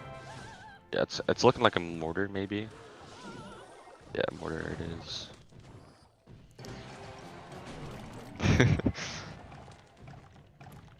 So, you know, I'm curious about this because obviously there was a time when it felt like mortar countered RG. And then RG got evo'd. Then mortar got nerfed and RG got evo'd. And then mortar got evo'd, and you'd feel like the evo mortar would help at least with that a little bit. But so far what we've seen, it just does not feel like mortar can stand up against the evo RG. Yeah, mortar seems, I feel like every time we've watched it today, or almost every time, it's taken the loss. Maybe just a little bit underwhelming compared to the Firecracker and the RG. Even the Barbs have been putting in work. Those, when they get ridged up, it's absolutely insane DPS they're putting out. We have this Skelly King like Tombstone kind of bait-ish kind of with the Mother Witch deck versus a pretty standard mortar control with the evolved mortar. It's gonna be tough for Champagnepapi to do these defenses when it becomes 2 RGs on either side and Mother Witch in the middle. You always got to be careful with your bats getting destroyed by the Mother Witch. I don't know, but if Champagnepapi can keep the Mother Witches in bay, I think he's got a decent shot of winning this one. And just some notes here that Champagnepapi overall is doing really well in today's competition so far. Currently coming in to this matchup at 2-0. So with a win over Ardentoas, if he can grab it, he would be 3-0 and in firm control of his own fate in this group. 81-81 personal best on Legacy Ladder. Top finish in ranked so far is 421, so good, but not one that blows you out of the water. He's in big trouble right here. I think this evolved mortar's gonna have to come in huge. Gets the splasher, gets the goblin on, but this is gonna be a couple RG shots for sure. Fireball didn't really do anything. The mortar was already dead. Does get one shot though in the fireball chip. Mother Witch coming down. There's just so much at the bridge here. The poison will clean up nicely, but the damage has been down. He's down to 1500 now, and sitting at 1000 damage deficit. And down on Elixir as well. And look at that. Arden just sets up Tombstone behind the weak side tower, knowing poison's out of cycle, and that Champagne also kind of wants to have that poison to help whatever he can do against the Royal Giant. Yeah, Champagne needs Champagne needs to get some damage here. This Archer Queen Valk will kind of eat up the Skelly King. We'll see if he can get any good plays with these bats here. Mother Witch on the left side to support the RG. Could be a pain with these guards coming in. Poison helping. Royal Giant being held for the moment. Enough DPS maybe to prevent any significant shots, and it does. So that was a huge sequence overall for Champagnepapi. But of course, the Elixir advantage continues to flow towards Ardentoas, and what a great Fisherman timing to pick up that Miner on that one and just kind of shut down all the action. It looks like Arden's kind of got this one sewn up nicely. It's great defense by Champagne, but Ardentoas is just like pressuring so hard that he can't get any minor poisons down. Just that its damage deficit's gonna be tough to come back from. Great Fishermen as always, yeah. Yeah, Arden's Fishermen are fishermen. Arden's Fishermen are Fisher of Men. Fishermen are great so far. Lots of DPS here on this RG, and the shot comes in just in time to completely shred the guards. Poison trying to help, and this is the big problem in this matchup, or one of the many. I mean, let's be real. One of the many problems with this matchup, RF, is that minor poison, even with mortar, does require the poison to get involved on offense, and it just feels like there was no opportunity in that matchup for poison to do anything offensively. Yeah, that Mother Witch, I think it just kind of smothered him so much. He always had to use it defensively, and then just couldn't really get these defenses like a positive elixir trade defense. Just like these hogs always coming down, was never really able to get his footing in that game. Let's go ahead and take a look at the standings as we are through 3 rounds. And Group 1 is an interesting distribution here. Former world champion of 2019 KaNaRiOoo with the bagel, leaving DarkAngel, Hika, and Mugi all 2-1. Tiebreakers currently for DarkAngel, though. Keep an eye on that one. Dominik on top with Faust in Group 2. Ryley and Venom down but not out. This round 4 is going to be really a big deciding round for everybody involved. Adnan on top of Group 3, but because Beal has given a little bit to everybody here, Furkan, Morten, that one is still also everybody's group. Group 4, led by Sosaa. So Sosaa, who I believe is still in the, let me just double check that. Sosaa, who I believe is still in the top 10. Yes, currently ranked 8th in points already. And that puts him 4th on the points list because you have to take out everybody who has golden tickets. So Sosaa, who's already in a great spot for making a World Finals berth, really looking like he's 1, maybe 2 wins away from practically securing a trip to World Finals on points. So really keep an eye on Sosaa here. If Asaf can try to battle back and overcome him, he's the best chance in that group right now. Group 5, Ta, 3-0. Samuel on his heels. Tobi at the 0-3. Group 6 is all tied up as Raiki's been taking some L's here. 2-1, 2-1, 2-1. We'll see who emerges our next couple of rounds. A lot of these groups would have 1 0-3 player. Champagnepapi, Hugo, and Ardentoas all 2-1. And then Group 6, really very, very close all the way around. We'll see. I think that's going to be I called that the group of death. RF, do you concur with me as we are now halfway through? 100% for sure, the group of death.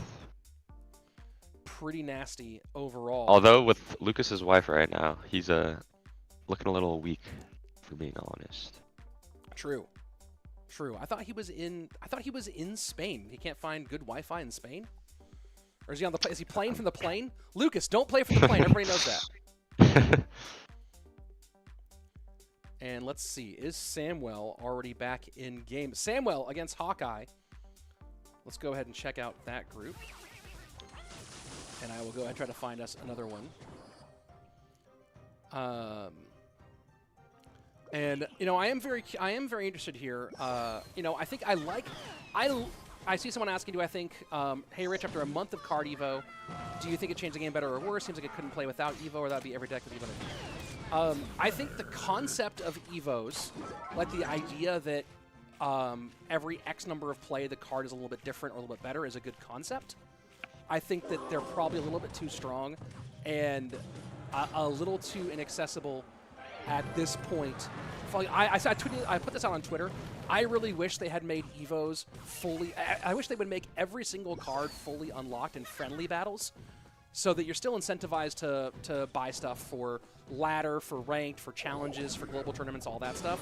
But then in friendly battles, everyone can enjoy things like Evos and Champions, and they would be unlocked for competitive. That's sort of my thought.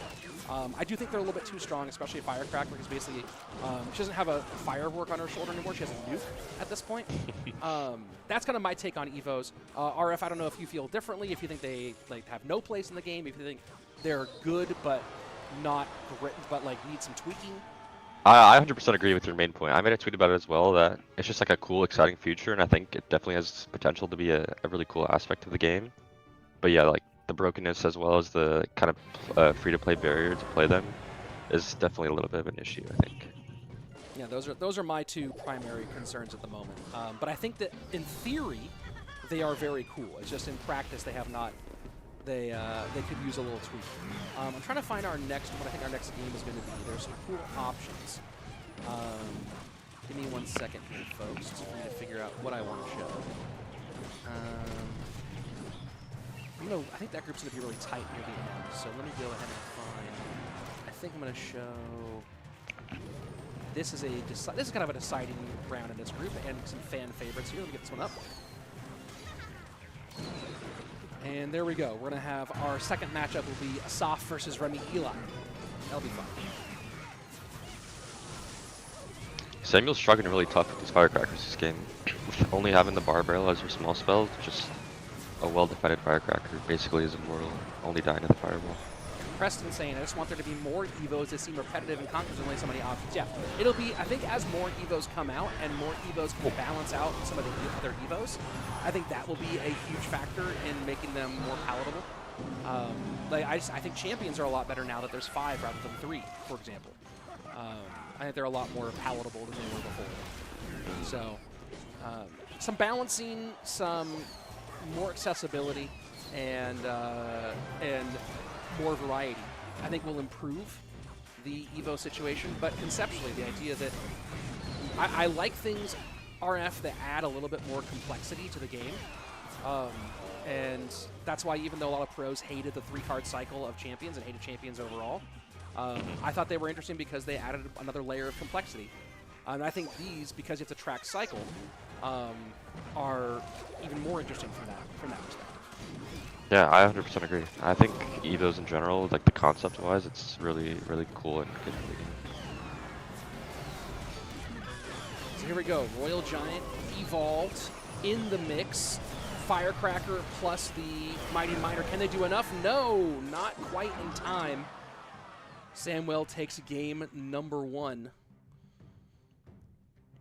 And for those of you who, you know what? I'm going to switch the sound here because it's RemiEli playing the RemiEli deck.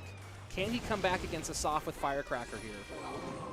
I think not, but I'm curious to see if he can make it happen. This drill Firecracker deck just looks so strong. The offensive pressure, putting the drill like right in front of the tower along with Firecracker, it's like almost impossible to defend both without being vulnerable to one or the other. And anybody who's been watching me for a while knows that probably my best deck for a minute was Drill.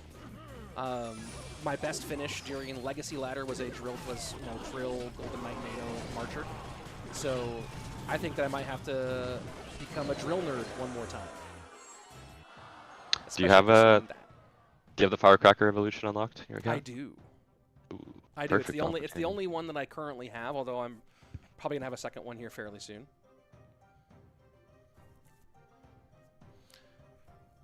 A nice King Tower activation on Samuel's game, pulling the Goblin. Ooh, that Mighty Miner's got some great damage on the tower there. And this Firecracker's just gonna clean up everything so effortlessly. And just look at the elixir right here. Samuel's down 1 elixir right now, but has a full health Firecracker and a drill on the field. Excellently managed by Samuel in this game. Yeah. Drill is fun. Give me some Clash Royale esports energy, says Clash Royale esports. I don't know what that means, Clash Royale esports. But I know that we got some great Clash Royale.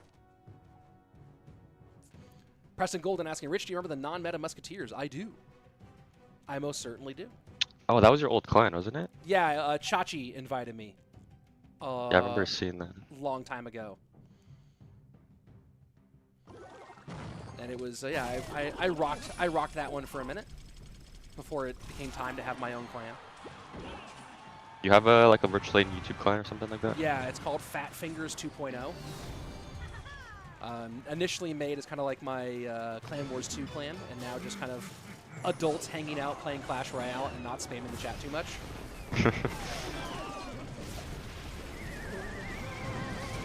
And that Golden Knight takes a little nick out of the drill and actually pops it a half step early and gives Samuel Bassotto just a little bit more damage onto that tower.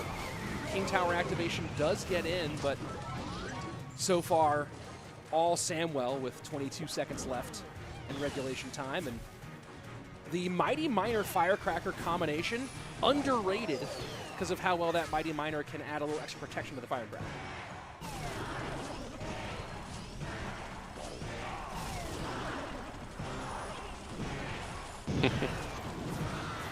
Are you laughing at the chat? Yeah. The Clash Royale esports account runner is he's a legend for sure. Yeah.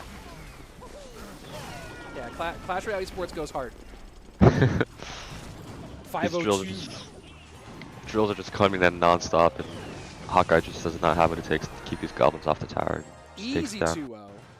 Let's go ahead and kick it here with Remy and Asaf for a moment. What card evolution do you want to see next, Rich?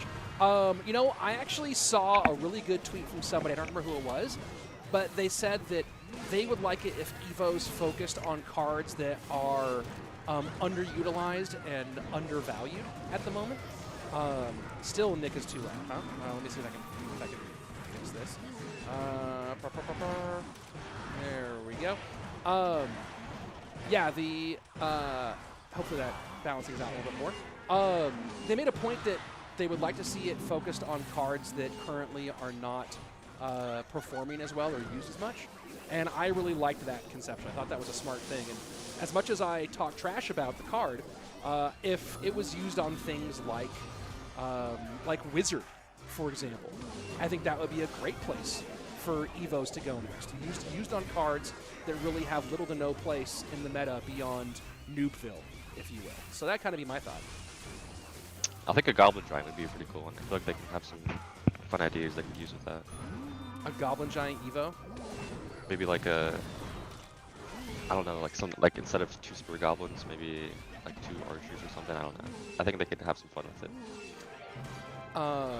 Yeah, so that's interesting because, you know, the Firecracker was kind of revived by EVOs, but RG, I know that RG is the most popular, you know, common win condition, but oh boy, and there you go. Asaf gonna take the 2-0 here against Remy. But yeah, I would have really I'd like to see more underutilized cards. And that's a 2-0 here for Rubens. Let me see if I can find some games really quick. I'll see if I can get one back up here on my friends list. Who's Faust playing against? Oh, Faust going into a game 3 here. All right. Ooh, Ryley, perfect. Oh, there you go. Oh, you know what? And I know a lot of people in the chat do want to see Furkan, so we have Furkan versus Morten coming up on the other channel here, on the other screen in a second. If there's someone I haven't shown today who you really want to see, please go ahead and mention in the chat. I'll do my best to incorporate them. Obviously, I have to start focusing in the last couple of rounds on groups that are where the action is close, where, you know, it could go for anybody. But here you go. Yeah, what are some other cards you'd like to see get, as long as EVOs are coming in, what are some other cards you think would be interesting to get EVOs? I think they probably have so many cool ideas they have cooking up right now. I wonder, they're gonna like be pushing these pretty quickly out, do you think? Like many EVOs per update nowadays? I think so. And Morten does finish off Furkan here, so we'll stick with this game as I try to find somebody else. Want to see more of Group 8, please. All right, let me see if I can get some more Group 8 for you guys. I don't know if Group 8 is active right now. Let me see. If there's a complete draw, like tower HP were the exact same, is it the coin flip tiebreaker? It is, which I'm not a huge fan of. So Lucas Luminary has not kicked off yet, apparently, according to my tournament hub. Let me see if I can... Let me try this. Because I thought I saw that they were playing in my... I'm going to go ahead and see if I can switch this Faust Ryley game. Because I thought I saw in my friends list that Lucas was playing. So let me do this. And let me see if I can find... Let me back out of here and see if I can find that Lucas game. Huh.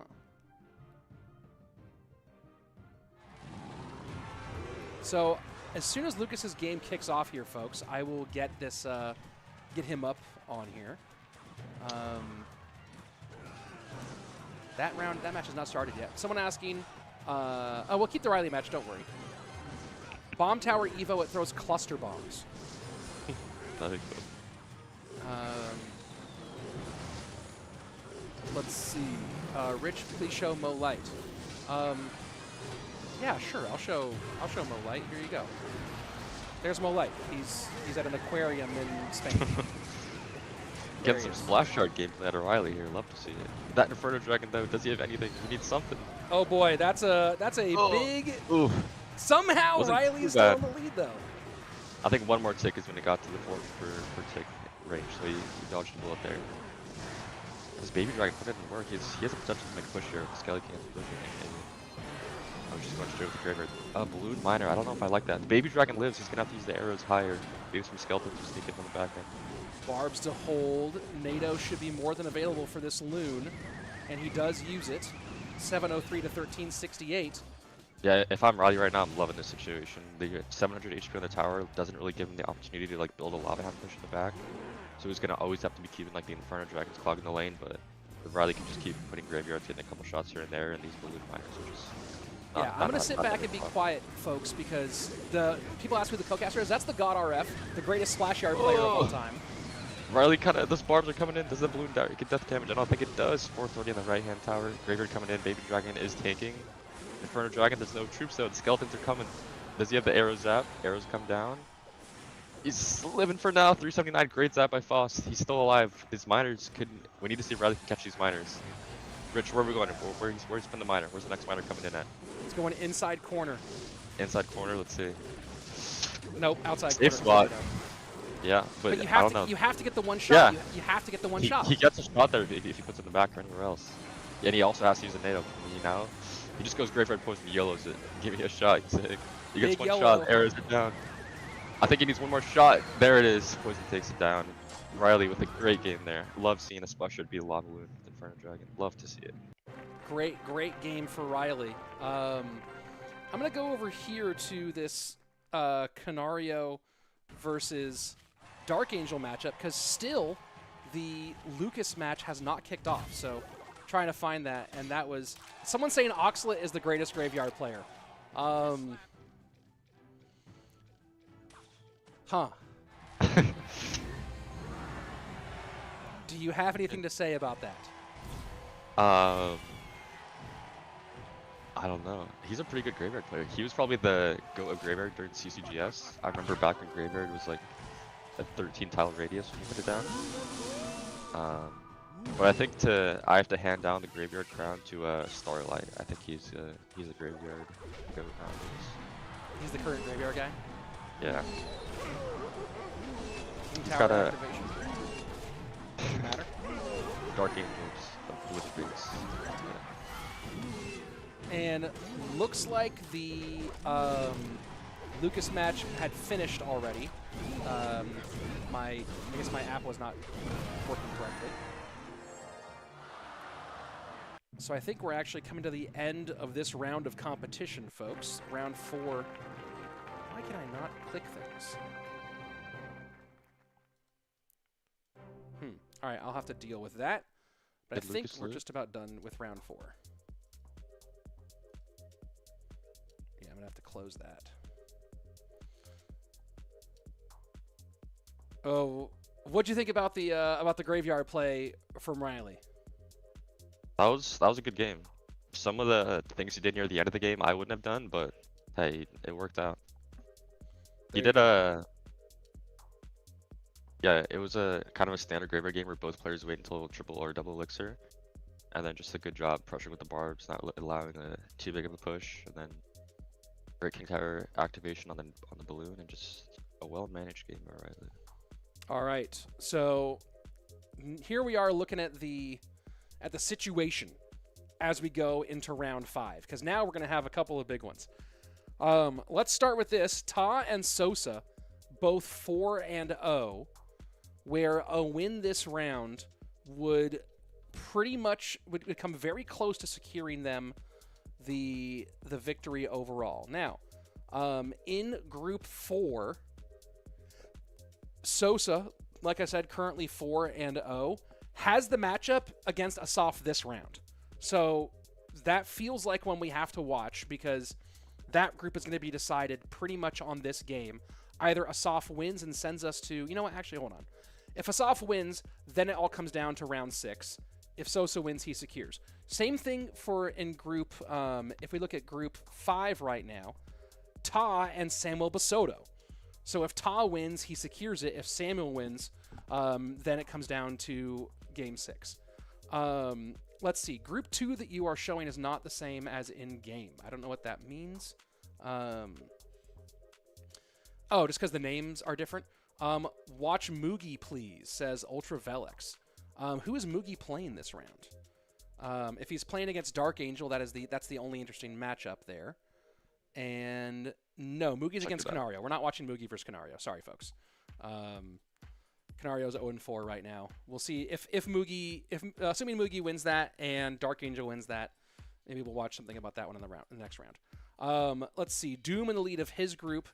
That's a really close group there. Morten and Adnan, both 3-1. That one could decide that group as well. RF, I'm looking at all these different games that we have. Is there a particular matchup that you really want to watch? I'm not sure exactly what the matchups are in the groups. Let's see. Do you know if Ta is playing Samuel, maybe? Ta and Samuel are playing. Ooh, that's a good one. They're 4-0 and 3-1, so that'll be a big decider for who wins that group.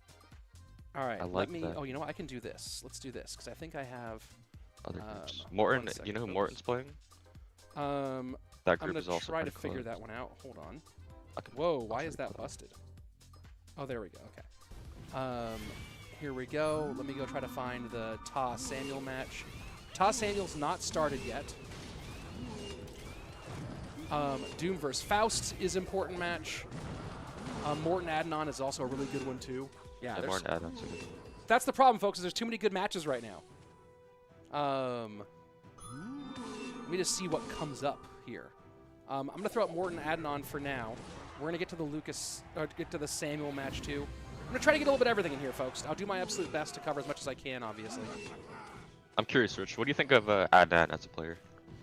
Honestly, I don't know him well enough because he doesn't play a ton of competitive. Right? He plays some, but he's there often, and he does decently well. But he's never someone I've paid a ton of attention to. I always thought we used to practice him a lot back in Immortals days and SSG days, and we were just kind of scouting him out to see if we wanted to sign him, because he's always been a great player. I have a lot of respect for his game, but I think his mental game, it's been a while since I've talked to him ever, so it probably is different by now. But I just remember we'd be in the clan room practicing with him, and then he would lose 2 or 3 games in a row. Then he'd just be like, "Man, I'm done with this stuff," and you just leave the clan and be done for the day. He just got too into it. And I don't know. But he's always been super, super impressive with his gameplay in my eyes. And interesting here, it feels like, and Morten again, kind of going interesting deck selections, right? Kind of not going with a whole lot of Evo-heavy deck selections. We'll see if he makes it. This is a big matchup against Adnan, obviously, and that's a good fireball, as the Evo RG is going to end up going to the opposite lane and creating some real problems for Lucas right now. Guriko behind, but this is a dangerous situation.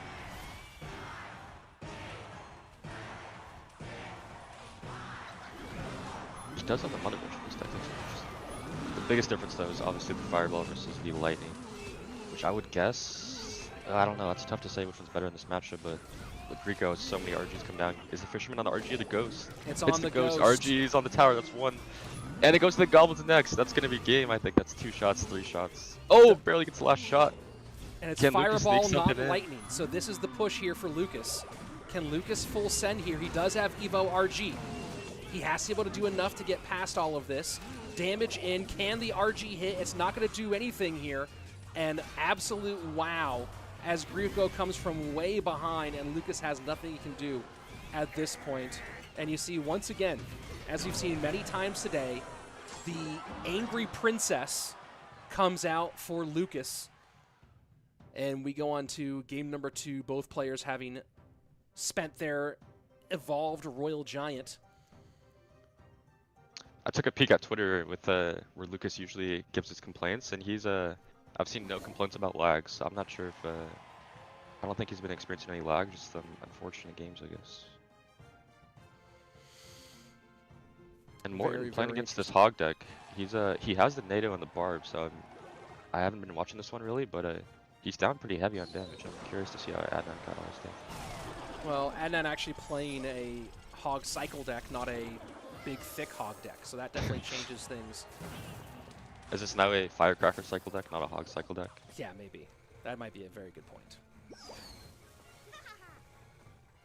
Bomber will save that right-hand side. I'm going to go ahead and switch the sound over to the Morten Adnan game here since that one is very tight. We'll come back to Lucas Guriko audio-wise in just a moment, but for those of you watching at home, it is now connected to the left-hand side of your screen. Ooh, that was important. The Evo Firecracker not touching the tower with those shots. Yeah, that was so close. Let's see if we can manage this bomber just with 1 tap. Oh, that's going to be, needs to put something up high. And that's not able to do it, and that's game. GG, well played. Adnan takes game number 1 in that one. Let's switch our audio back over to Lucas versus Guriko on the right-hand side of your screen. And look at this deck from Lucas. Pig's Rage.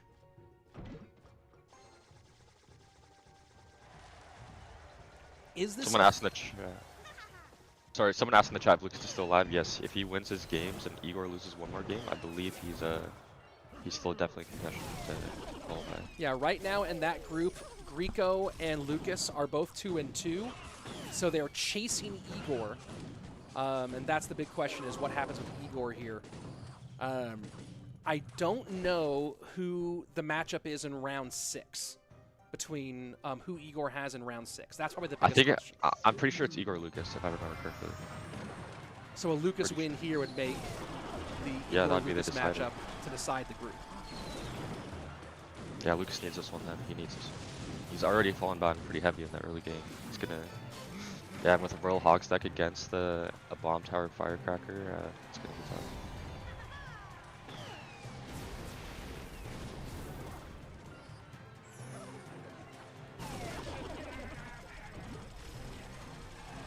One thing I kind of noticed right there with the Goblin Cage that Lucas played at the bridge, kind of anticipating the Firecracker.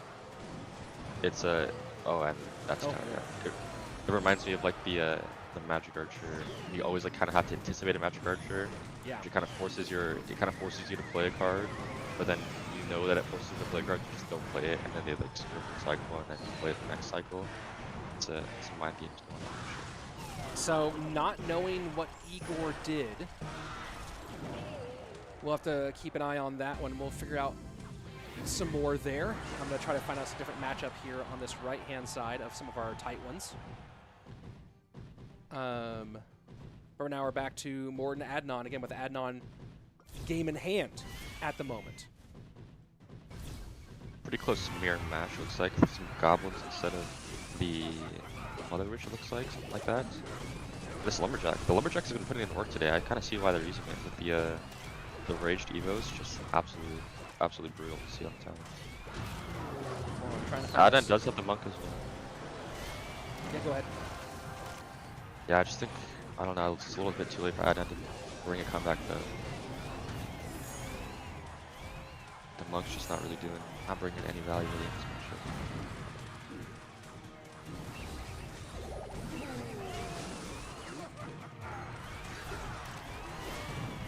Yeah, and Morten, he can take some damage here, it's not too big of a problem. He's just going to build this huge counter push. You would like the Lumberjack to survive, it does die. Adnan does get a lot of damage back. Ooh, and this RG on the left-handed lane could be some trouble. all these goblins are just gonna eat it up. Yeah, Lumberjack's going to shred that, and now a good counter push to the left-hand side coming for Morten. Does have 6. Going to go ahead Evo, or go ahead RG, not Evo, just regular RG. Great Bar Barrel and Electro Spirit here to distract this Fisherman. Goblins down as well. Morten, perfect sequencing to get that tower down on the left-hand side, sends us to game number 3. Let's look. RG, Hog both played. NATO played by Morten. So Drill and RG for Morten, Hog and RG for Adnan. We'll see which. Yeah, Firecracker's still available for Morten. I would assume he's gonna pull it out, kind of even though Adnan's expecting it. The guards are probably seeing some sort of Hog Firecracker deck or Drill Firecracker deck. I think Adnan did use the Firecracker. I'm almost certain. So he's gonna have probably this like mechanic cart kind of Drill approach. So there should be a pretty even matchup then. Oh, the ghost blocks. The busted NATO. You can't NATO that into King once that troop comes up, and well, the ghost is gonna do some good cleanup here. You gotta hate that if you're trainer Adnan. Yeah, that's a pretty big mistake. Losing the King Tower activation plus, is that a shot or maybe 2 shots? He's already down 600 damage, so in this kind of matchup where even one goblin hit can be the game changer, that's a pretty big mistake.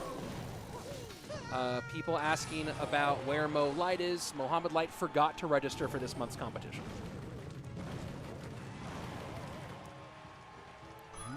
Tech Ninja, I don't need random dumb arguments in my chat today, so if you keep it up, I'm going to time you out.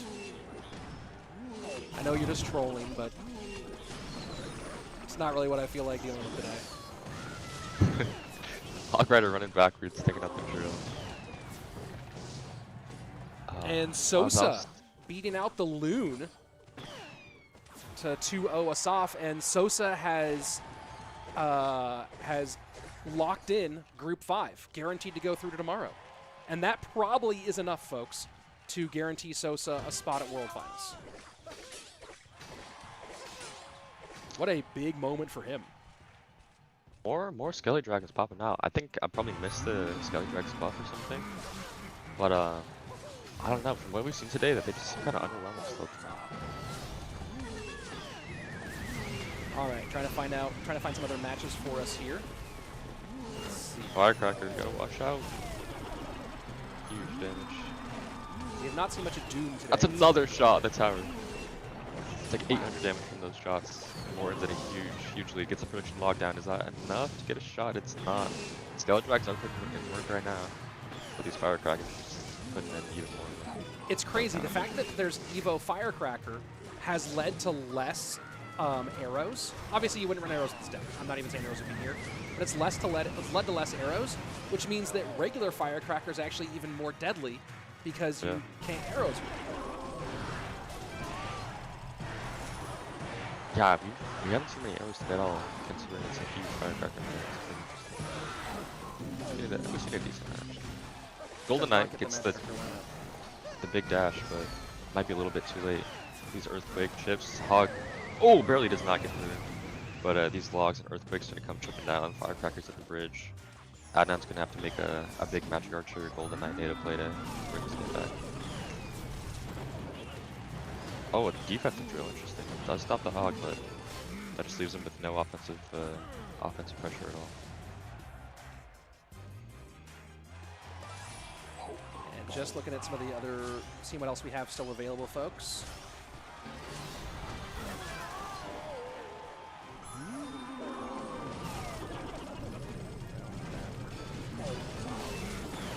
that's a big one, actually. Let's see if this is still going.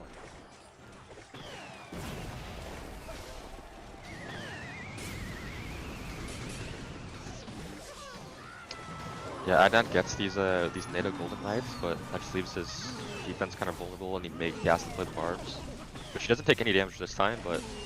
But my concern with the barbs being used on defense is just it's easy pickings for the Firecracker, gets a little bit of splash in there, and just so much value provided.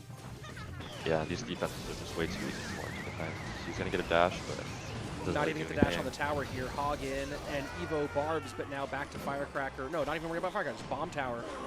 Yeah. Bomb tower plus log plus the ability, and Adnan waving the good game. So Morten takes a very, very important win here. We'll look at all the standings when we get through this round. Evo Firecracker way in the back, 23 seconds left.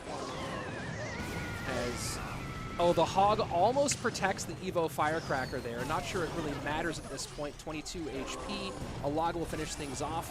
And Morten, big, big win in crunch time. Let's go ahead and focus on this Igor Luminary match as I try to see if there's anything else happening. Who's Hugo playing against? Hugo. Oh, Champagnepapi. There we go. Champagne's still undefeated? Yeah. I think so. No, 2-2. Never mind. Oh. I'm assuming that Arden. Oh yeah, Arden did win against Shanax, so that the winner of this one, if they the winner of this one could still be in it, depending on how things go in the final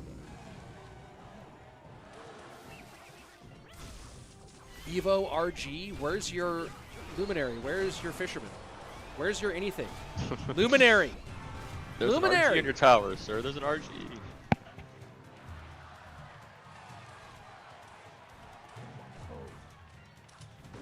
Let me go ahead and see if that matchup is still going on, since this matchup is a little bit less critical. Yeah, don't ban Tech Ninja. He stopped when I said stop. Just everyone don't troll in my chat. If you want to troll, that's what Twitter's for.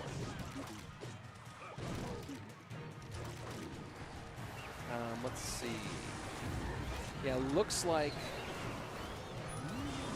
pretty much everything in this round is done.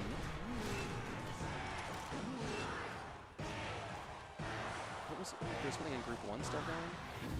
Let me see if this is... Luminary throws in the red towel, or the towel. Igor, I think Igor's in a pretty prime position to take this group now. Yeah, Igor... I think he Igor's might... I don't know if that guarantees him, unless he has... it doesn't guarantee him the group, I don't think. Yeah, it'll come down to the tiebreaker between them, I think. If Igor loses and Guriko wins. Yeah. But Lucas is now confirmed out, so I can't say that confident. I don't think we're going to watch... I don't know if we're going to watch Igor Lucas. And I think we're just about... Let me see. I think we have one more game that I could try to finish up with in this round. Give me 1 second, folks. Yeah, we have a tough selection to pick for this last round. Yeah, this last round is brutal. But I think we have one more game still going in this round. Where are you, game, for this round?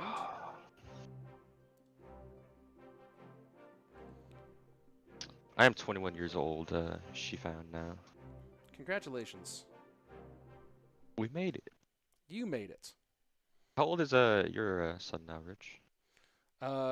Slayton Jr. is now turning 5 in a month. Oh. Yeah. So yeah, Slayton Jr. was born the first day, like the last day of rehearsals for CRL first season 2018. Oh, that's cool. Yeah. So he is now, yeah, he turns 5 in August. And then baby Slayton just turned 5 months. So, or is turning 5. What's today? Baby Slayton is 5 months old tomorrow. Very nice. Did you take your kids on medication with you? How was that? I was on a vacation. It was I mean, a half vacation. It was we were at Mrs. Slayton works for some summer camps. So yes, both the kids came with us. And double hog. Oh boy, double hog. How often do you see 2 hogs get down? Yeah, that was kind of weird. Felt like I was playing Clash of Clans for a second. Mine are way back. That's kind of a misclick by Hugo. Bats, get little chips in. This is gonna come close. Hold on. 10:59, 10:12. EQ will do something. Can Hugo Can Hugo put any damage on tower? Snowball in. Not gonna be enough. Champagnepapi ties things up. The last 2 miners that Hugo played, I don't know if you guys saw that, were both on the top of the tower, a tile away from the tower. So on the last miner, I don't think it made a difference, but the miner before the last miner was definitely a mistake. He could have got a shot or 2 that could have been a game changer. And folks, we'll look at the Royale API scoreboard. I don't know what's happening in the in-game scoreboard. We'll look at the Royale API scoreboard and make some choices there. I'm kind of getting an eye on it right now. What's your favorite evolution? I mean, the only one that I've played so far, besides in challenges, is Firecracker. And, I mean, she's my favorite because she's basically holding a railgun. So, yeah, she's my favorite, but she's stupid overpowered. So, not good? Good? I don't know. I see a lot of people asking about Ryley. Right now, there's a 3-way tie in his group, so he's not playing right now, so there's nothing we're missing. And I have shown as much or more Ryley than literally anybody today. Ryley has been it's almost been the Ryley channel. So Ryley versus Doom will probably end up being what we watch next round. What happens with Faust versus Venom is actually going to be important too. And it might mean that if Ryley wins, Ryley might win against Dominik and still lose, not win the group, because if Faust wins against Venom. So that will be very interesting. I'm just going to look at the group. Sosaa has already clinched Group 4, so that group's done. Ta has clinched Group 5. So Sosaa and Ta guaranteed to be on the show next weekend. Rubén leads his group 4-1 with Alee and Kazutoon right behind him. That'll be interesting. Arden leading his group, and this matchup between Champagnepapi and Hugo making a big difference. Where's Dual Screen? There's only one match happening right now, folks. This is the only game that's still ongoing. So let's see. Arden waiting to see who wins this one. And then they have not yet posted the Igor Luminary results, which I don't understand why. I'm pretty sure that one's over. I'm not really too familiar with these matchups nowadays, Rich, but what would you say gets the edge in this RG mirror match? The Tombstone variation or the classic Lumberjack, no building? I don't know. I kind of like the Lumberjack just because you need to put so much damage on the RG so fast. But then again, the Tombstone does save you a shot or two to buy you that DPS time. Yeah. I think the big question is whether you can actually make the Scaly King worth anything. I mean, I kind of, I mean, look at the way that was controlled. I think the Zappies are actually bigger than anything in this matchup, right? I think that's what really gives the edge to Hugo here is the ability to stun and not allow shots. It's really complicated for sure. I think this matchup almost certainly comes down to who plays better. But the Tombstone definitely is a big hindrance on Champagnepapi's ability to get through. Yeah, I think that the Tombstone is big, but I think the Zappies... Tombstone and the Zap, the combination of the two. Yeah. Gets the fireball down. I don't know. It's tough for Hugo. He's having trouble trying to get like a push actually going, spending all his elixir.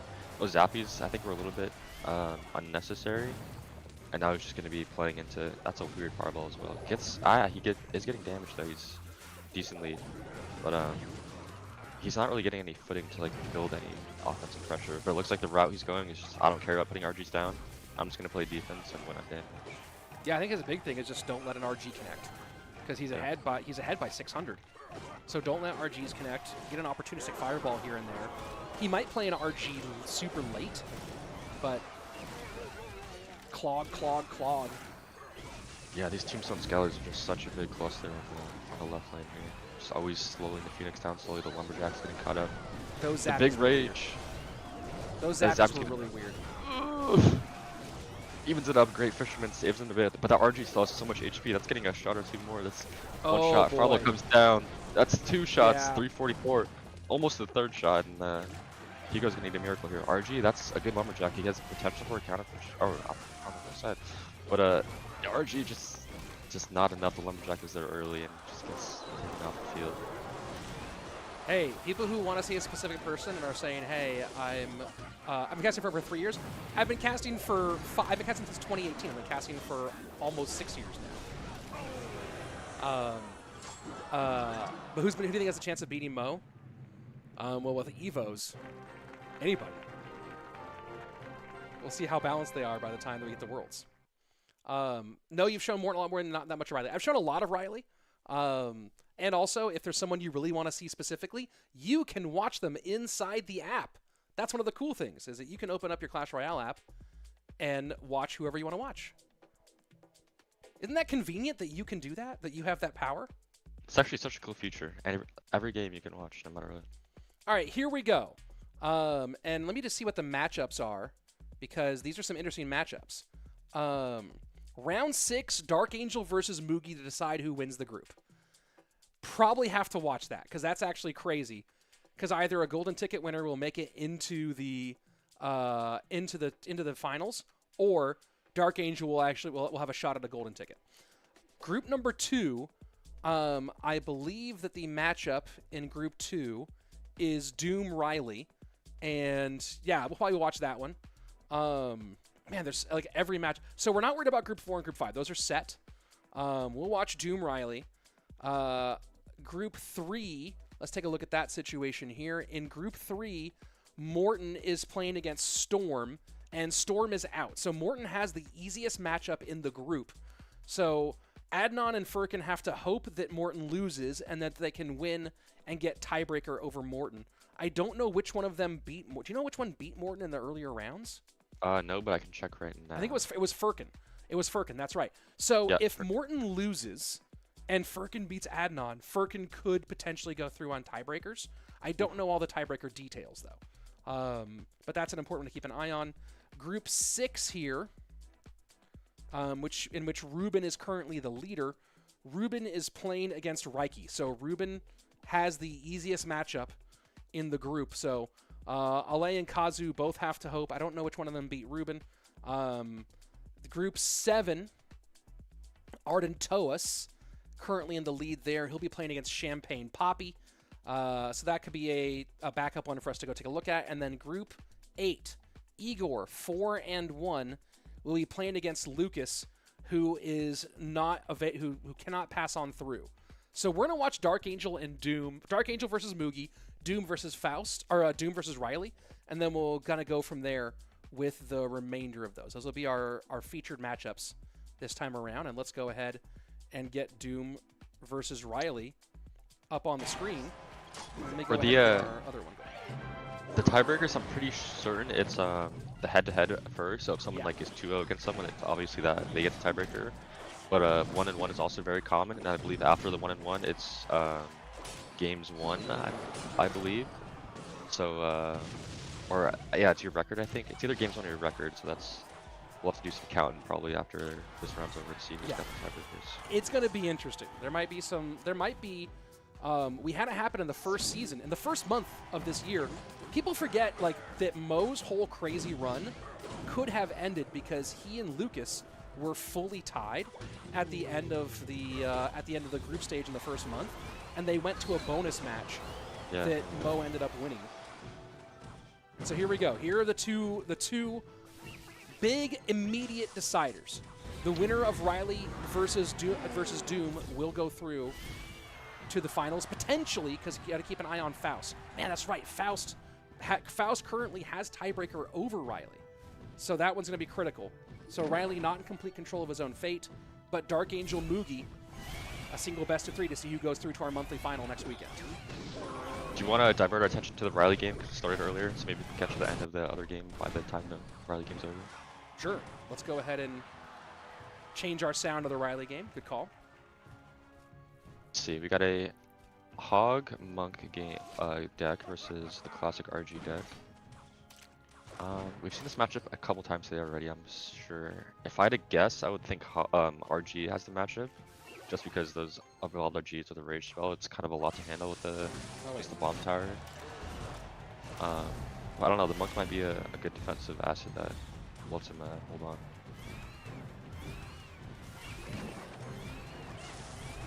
Isaiah Rowe asking, how do you watch within the app? Open up your Clash Royale app and look for the tournament hub, which will be the CRL logo, which you see in the top middle of my screen.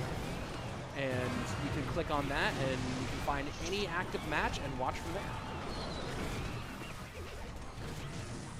One shot in the tower, and a little bit of elixir advantage by Dominik. He's gonna have to respond. Okay, just pulling some spirit. But yeah, pretty well handled by both sides so far. Ryley with a little bit of a damage advantage, but it's gonna be fine. Double elixir and triple elixir. It's just gonna come down to who can defend better, who can get those hogs in the tower, and get RGs at the tower. And keep an eye on how Dom chooses to defend these hogs. He decides to go with the Lumberjack this time, but we did see him do a perfectly timed Fisherman pull to the middle after the King Tower activation, which isn't 100% easy. DarkAngel taking game number 1 over Mugi. So keep an eye on that one on your right-hand screen as we continue focusing on this Ryley versus Doom matchup. Yeah, those evolved mortars just aren't doing enough. It's been a rough showing for them today. A little bit of some offensive pressure. He's only at 2 elixir right now. Fisherman on tower, Lumberjack on tower. The Lumberjack's swinging away. Oh my god, 1500 RG on the opposite side. Let's see if how he can handle this RG on the opposite side. E-Spirit cleans up these other troops really nicely. Cheap defense. Fisherman to predict anything. Well done by Ryley, not getting that caught. But that's an RG on the tower. Lumberjack going down the left lane. That's a lot of shots. He does even it up pretty nicely, but that Lumberjack's get a shot or two. That's 2 huge shots and a big RG come down the Evo. These guards are gonna get chomped up. Can he stop this? Doom indeed, 968 remaining. Here we are in triple elixir. Ryley going to be in a lot of trouble.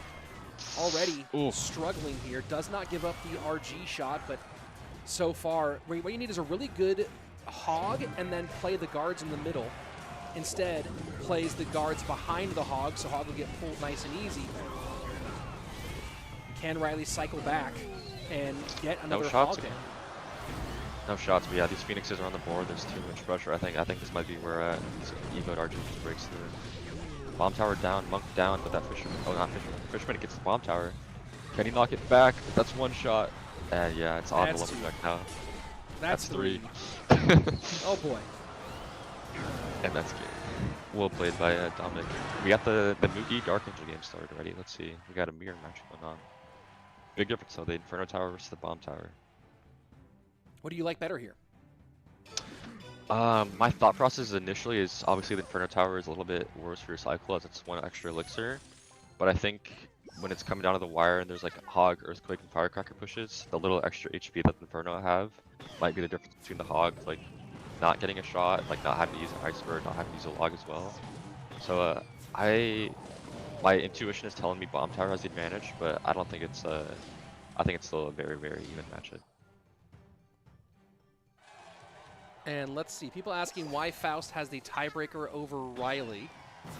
Well, they went 1-1 in their matchups, but the tiebreaker then should be their games won and lost, I believe. I don't know if Faust has a better record than Ryley does, so that's a different conversation as well. So I gotta keep an eye on, I gotta figure out what the tiebreaker situation is for Faust versus Ryley. I think like the final tiebreaker might be ranking. There's a whole bunch of stuff. Oh, Mugi misses the bomb tower. Not even close to hitting the hog. That's 3 shots, I think. And oh, that's a huge, huge mistake by Mugi. Just well done by DarkAngel outcycling the tower. DarkAngel looking has very, very much like he has a shot at going to our monthly finals. He gets 2 hog shots back, but I don't know. I don't think it's. He's down 1,000 HP right now. Evo Firecracker. That's gonna get a splasher. Ooh, little tickles going in. And another hog shot. Wow, really well played with DarkAngel. He's showing up the Inferno Tower. Inferno Tower can do what it is. If you play well, it doesn't matter.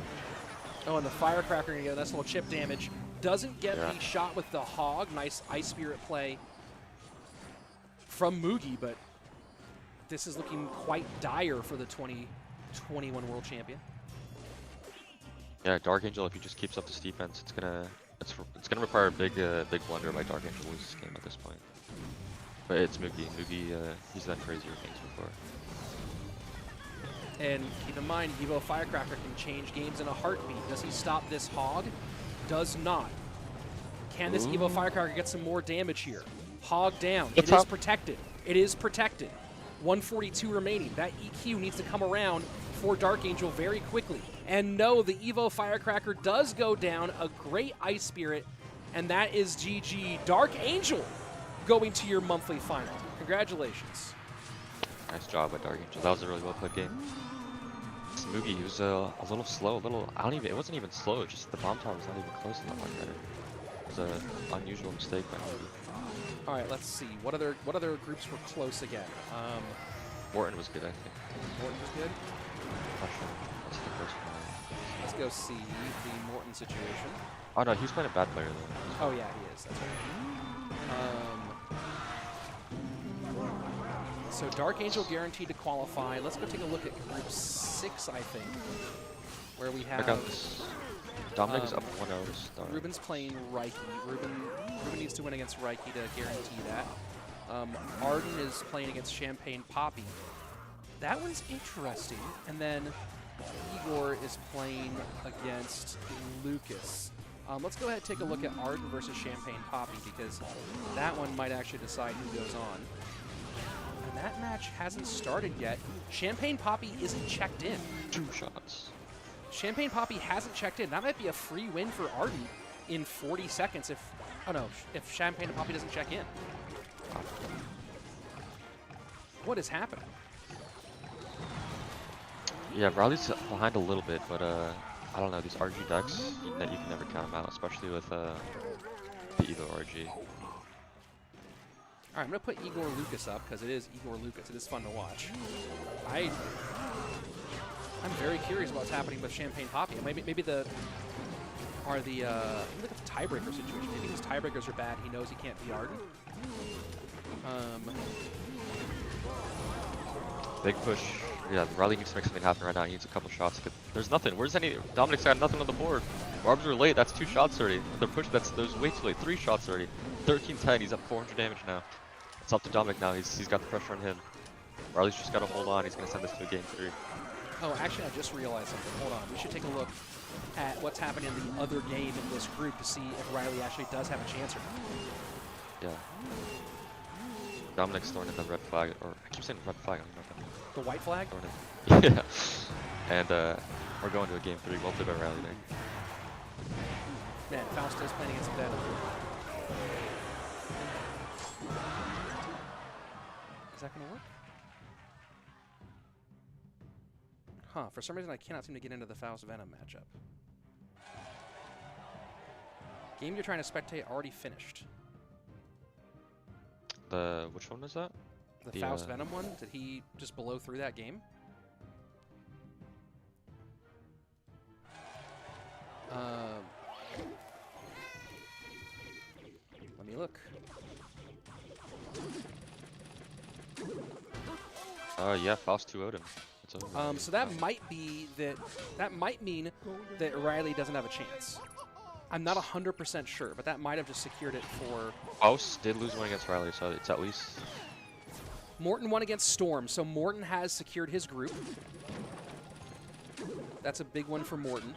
So even if Furkan wins, he cannot overcome Morten. Ryley and what's his name? Doom? Faust have the same. They're both 1-1 against each other, so it'll come down to the game differential if Ryley wins. So Ryley is he's still got a shot. Ryley has a shot. Okay. 2-0 definitely does not help though.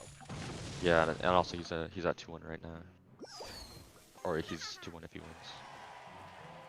Your scoreboard is wrong, by the way. Faust won before versus Doom. So no matter how the game goes, Faust qualified. What? I have Faust losing to Doom in... Yeah, Faust lost one round to Doom. So he might have beat Doom once, but he also lost. Yeah, so Faust and Doom are 1-1. I'm looking at Royale API right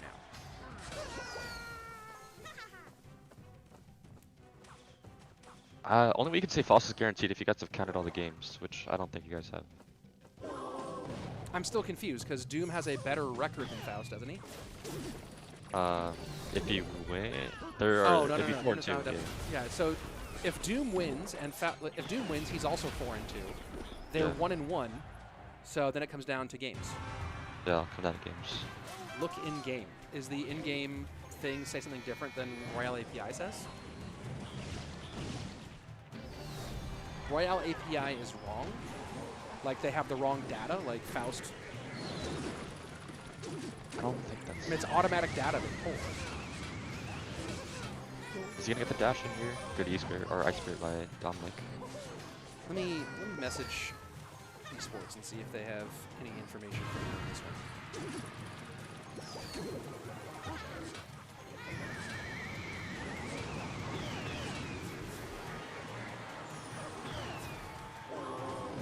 Ryley with the solid defense there. He's up about, what is that, 900 damage?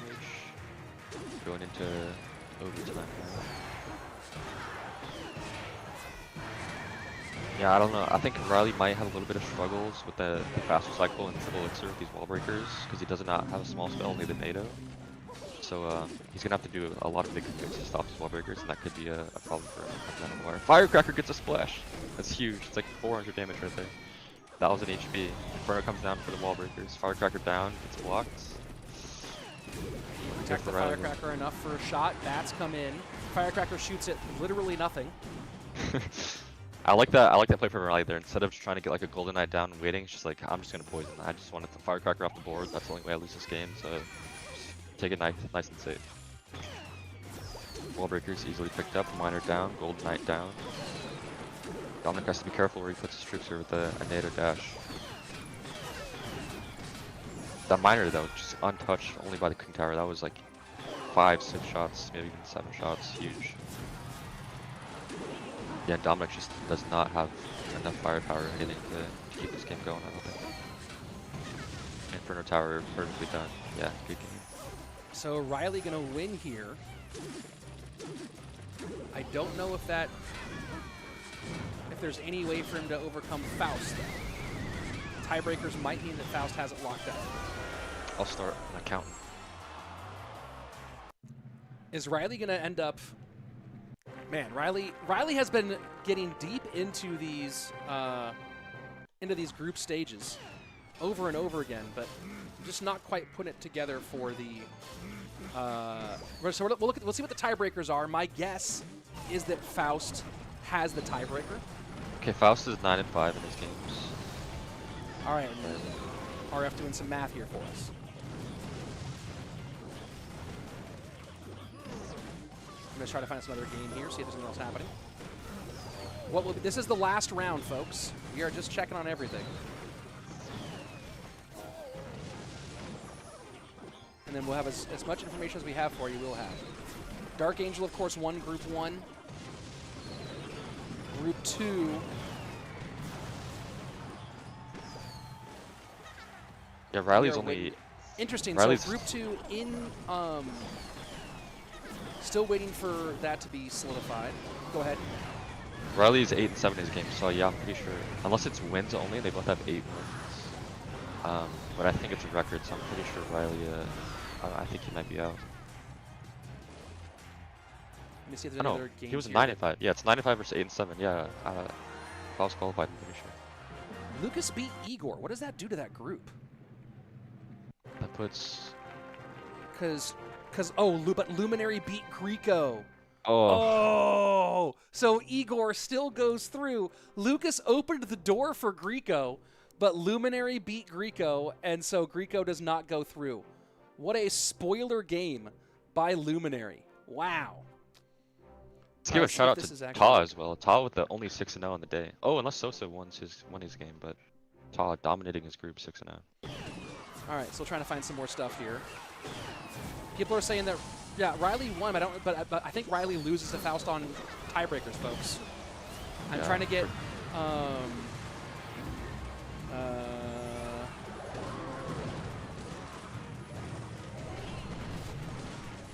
I believe that Faust goes through on tiebreakers over Ryley. For those of you Ryley fans, sorry to bring the bad news. I'm getting confirmation right now, so give me a moment.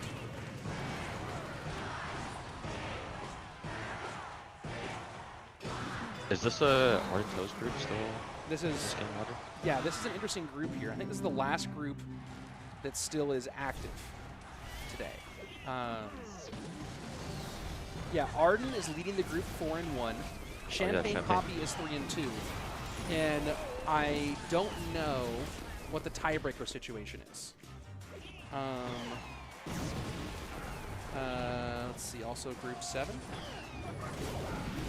Yeah, so Faust does have tiebreaker over Ryley. With a tiebreaker, one was head-to-head. They went 1-1 with each other. Second tiebreaker was win rate. Faust 64% beats out Ryley's 53%. So Faust will be going to the monthly final. And no, Morten is not guaranteed to qualify yet. The points he makes. So The points are probably enough to qualify him because Morten is 3rd on the points list. So he'll have a lot of points after today, so that probably is enough to qualify him for World Finals, but I can't guarantee that without looking at some other stuff. Ardentoas Champagnepapi right now. Arden had the win in game in the first match. Gotta be careful with that fisherman. He has to play an Inferno. Yes. He gets an Inferno off the board though. The RG's full HP. Oh boy! Oh, by 342, Champagnepapi keeps it alive. And looking at the tiebreaker situation, ooh boy, I don't know if Champagnepapi, even with a win here, can overcome Ardentoas, because a win here would make them 1-1. Ardentoas has a 73% win rate before this match to a 58% win rate. So I don't know if a 2-1 win is enough for Champagnepapi. I gotta give this technology guys some credit. I'm enjoying some of his comments. They're giving me a chuckle. He does bring some laughs. I think people are saying Ryley and Faust should duel for tiebreaker. That's not how it works. That's if they had the same win rate, then they would duel for tiebreaker. But they don't have the same win rate. What do you think? I think win rate's a pretty fair tiebreaker. I think that's. If you're 2-0ing people versus 2-1ing people, yeah, and you're not getting swept, I think that win rate's a fair. I think a match, like an extra match, should really only come to, like, that should be rare in a group stage. Yeah, I agree. I think that a lot of people who are saying judging, I see Chicken Studio saying judging off win rate is cringe. I think that if Ryley had the win rate, everyone would be saying, well, win rate's a great tiebreaker. So, you know, take it as you will. Morten, is this Morten's first top 8 of the year? I want to say it's his second. Let me go ahead and double check that. Yeah, he made the first bracket. He got the top 3 in the first bracket, but has not made the monthly final since. Bro is a Ryley hater. It's obvious. Who's a Ryley hater? Me or somebody else?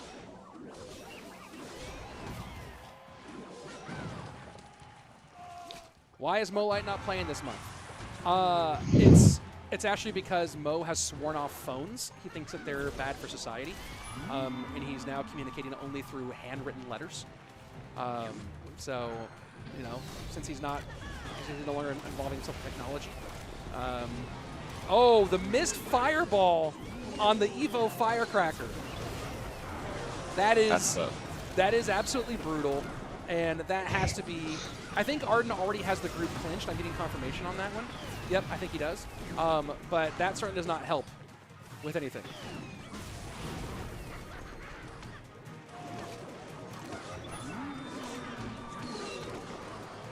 Ooh, boy. What is the current top 3 on the points leaderboard? You know what? Good question. We'll talk about all of that when this game ends. We'll look at who our qualifiers are. We'll talk about some of the points implications. And yeah, it's going to be very interesting because I think a lot of players, I think in particular, Sosaa, Faust, and Morten may have clinched themselves World Finals berths on points, or at least may have effectively done so. We'll talk about that in just a couple of minutes. You missed a second fireball, I think someone said. I was.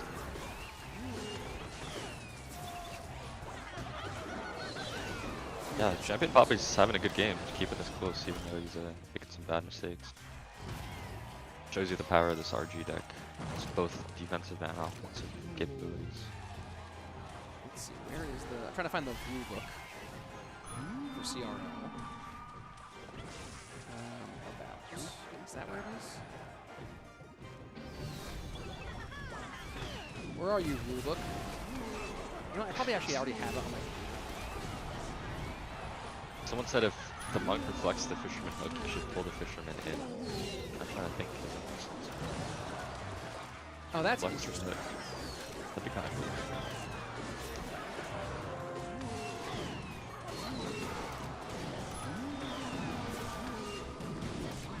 Make a list of, make an FAQ, yeah, that you put us link to. That's very fun. That's a fun one.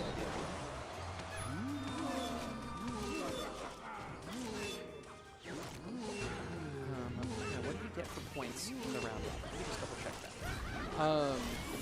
Well, Morten got 25 points in the first round robin, which I believe is 5 points per win, right? So yeah, I think it's 5 points per win. And then I don't know how many points you get for just like making it to the bracket, but not actually going any further. Is that a bonus of points, or just get more points for winning in the bracket? I think.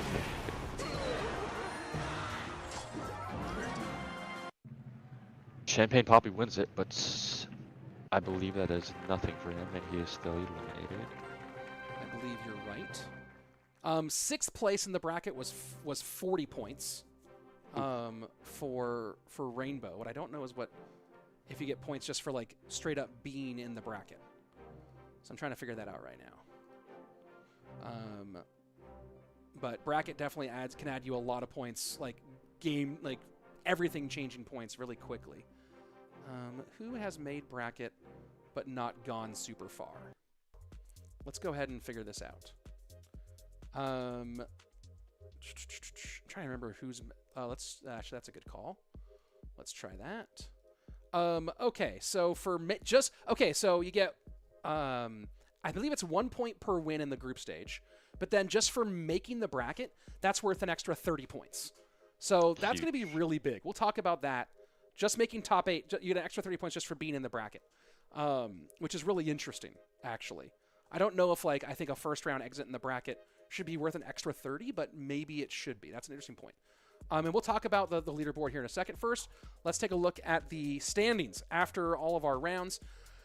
DarkAngel, 5-1. Faust goes through on tiebreakers over Ryley with a 4-2 due to win rate. Morten, 5-1. Sosaa, 5-1. Ta with a clean 6-0.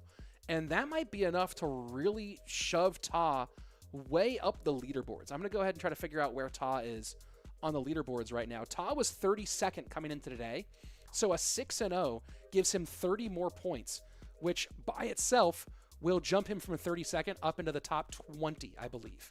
And then you add 30 more points for being in the top in the monthly final, so that gets him up to 260. Ta is going to jump up into 12th overall, or 13th or 14th overall in points, or pretty close, because Rubén got some points too. Oh, this is actually fascinating. Either way, Ta's going to jump up into the top 20 with a chance to jump up even further.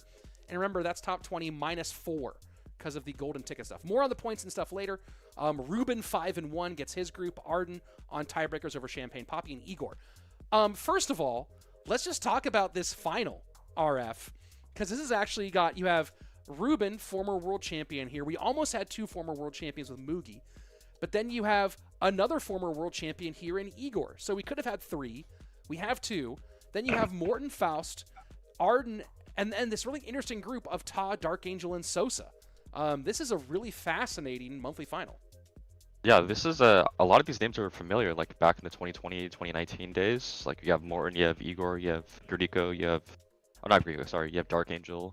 It's a lot of familiar names we got in this monthly final this year. And this month. Yeah, and let's kind of talk about some of these ones. I think the most interesting thing here is you have 3 players who were already in the top 7. And let me see if I can. Let me go ahead and do something really quickly here. I'm going to go to the scoreboard page, and I'm going to add in another browser source here. Give me 1 second. My page. I'm going to add in this as a browser source. And so we can all look at this together. Hopefully it works well. All right, so here's our another browser for us to all talk about here for a second. And let me try to interact with this just a little bit. Can I scroll down? Will it let me? Will it let me scroll down with this? Or am I not able to because of some silly... Oh, I know what's going on.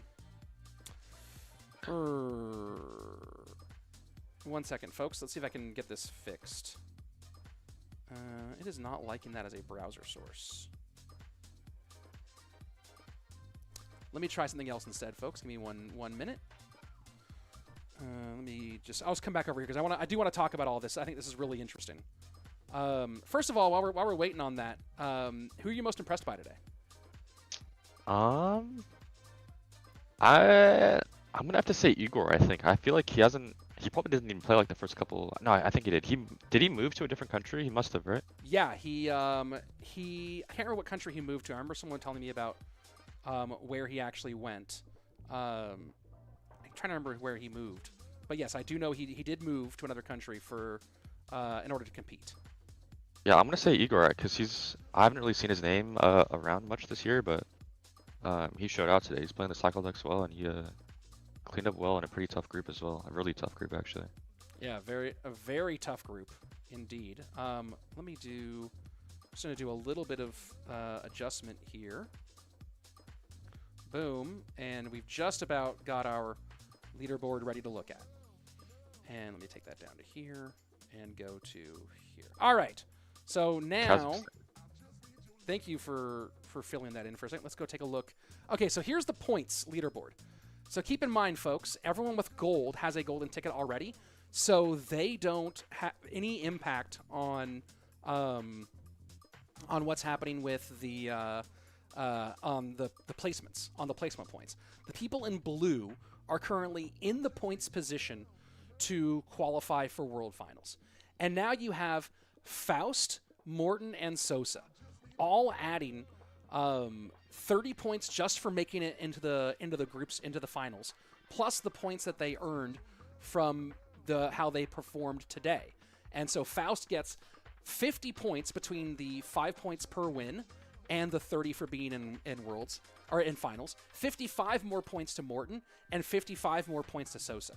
So when you look at that, that's going to move those three way up, and probably out of it would take a lot of, it doesn't guarantee them Worlds, but it effectively does, right? It would take some really crazy stuff happening for them to drop out of those spots. Again, not 100% guaranteed, but as close to locked as you could be with 2 months left. Not counting the golden ticket. For other people, Rubén, this is a big one for Rubén. So Rubén has 255 points coming into today, but then you add in another 55 here for his 5-1 on the day plus the 30 points. Right? That's huge. So we're taking Rubén all the way up. That's going to put him in the top 4 spots. That's going to move him over Adriel, over Rainbow, over Air Surfer, over Samuel. So Rubén, and that's not even counting if he wins any matches at all at the monthlies. So Rubén is now going to be behind Faust, Morten, and Sosaa in that number 8 spot or the number 4 spot for the World Qualifiers. Who are our other people who made it in today? You see Lucas is right there. Lucas is going to gain some points. Lucas is still very much live, especially look at all the guys above him who did not compete this month, right? So Hugo will move up, Hasia won't. So Lucas and Hugo are going to move somewhere into this area and be real contenders for points. Let's keep going. Ardentoas. Did Arden qualified? Yes, Arden did qualify. Yeah, he did. So that's another big one here. Arden, let's add in, I think he got 4 wins today? 4 wins today. So Arden's going to go ahead and get 50 more points. Where are you, Arden? Arden at 220, going to move up to 270, which doesn't... look at that. It's going to put him just outside of points range. So Arden is going to move up above Kickash, or going to move at least tied with Kickash. He's going to be just on the bubble there for a chance to move on. Let's see. Who else were our... Ta gains 55 points. Is that right? No, Ta gains 60 points. Wow. So Ta going to move up to 260. So Ta going to, again... Wow. And with Rubén moving up... Yeah, so basically everybody today... So who we haven't talked about yet? DarkAngel, Igor are the 2 ones remaining. Yeah, I'm curious where they are. Where are they at on the leaderboard? Let's take a look. DarkAngel might have had no points. Oh, here we go. No, DarkAngel. I heard something about someone saying about DarkAngel having no points for some reason. Maybe he changed accounts. I don't think he did, though. You might have missed like a month or two, maybe. Yeah, so assuming these points get added to here, DarkAngel is going to go ahead and pick up 55.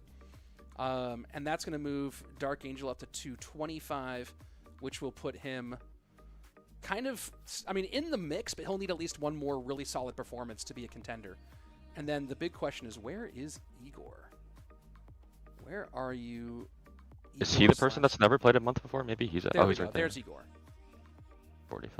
145. So with Igor picking up just 50 points, 145. He's not going to break the 200 mark. Igor is going to end up at 195. So Igor takes a big jump up the leaderboard. But it feels like Igor either needs to do this for the next 2 months or has to win a golden ticket. Yeah, definitely. All right, so RF, let's go back and take a look at One thing I would look at real quick is, can you scroll up to the top again to Mohammed Light's points? He has 680 points. He has, if you split his points in half, he would still be first and second, like disregarding the golden ticket winners. It's absolutely insane. Yeah, it's kind of crazy. Well, that's what happens when you win the monthly final twice. Yeah, that goes to show like a lot of these people in the 20 to 30 range, if they just win, well, not win because they get the golden ticket, but like 2 deep runs can really just launch you up to the top 10. Well, and that's one thing to think about here, right? Is that any of these guys, once they win, right? And if you don't get the golden ticket, right? If you're DarkAngel, if you're Rubén, if you're Ta, if you're Arden, if you're Igor, if you don't get the golden ticket, you're hoping that it's Faust, Morten, or Sosaa. Right? Yeah, you're hoping it's one of those guys you, above you who opens up a slot. So that's a really big one as well. So let's talk about this. So we have, I don't know the seeding yet. Let me see if they've posted any seeding stuff anywhere. Is it already in the app? Let me go look in the app, because usually the seeding sorting happens pretty quickly. Oh, the bracket? Yeah, the bracket. Let's see if we actually have a bracket yet, because I don't know. Monthly qualifiers, day 2, monthly finals. Bracket is not yet determined. Let's see if Royale API has a bracket already. They're usually really fast with this stuff. Get out of my face, thing. Where are you? Let's go to Royale API, see if they have a bracket yet. No bracket from Royale API as of yet. So actually, let me ask them if they have one.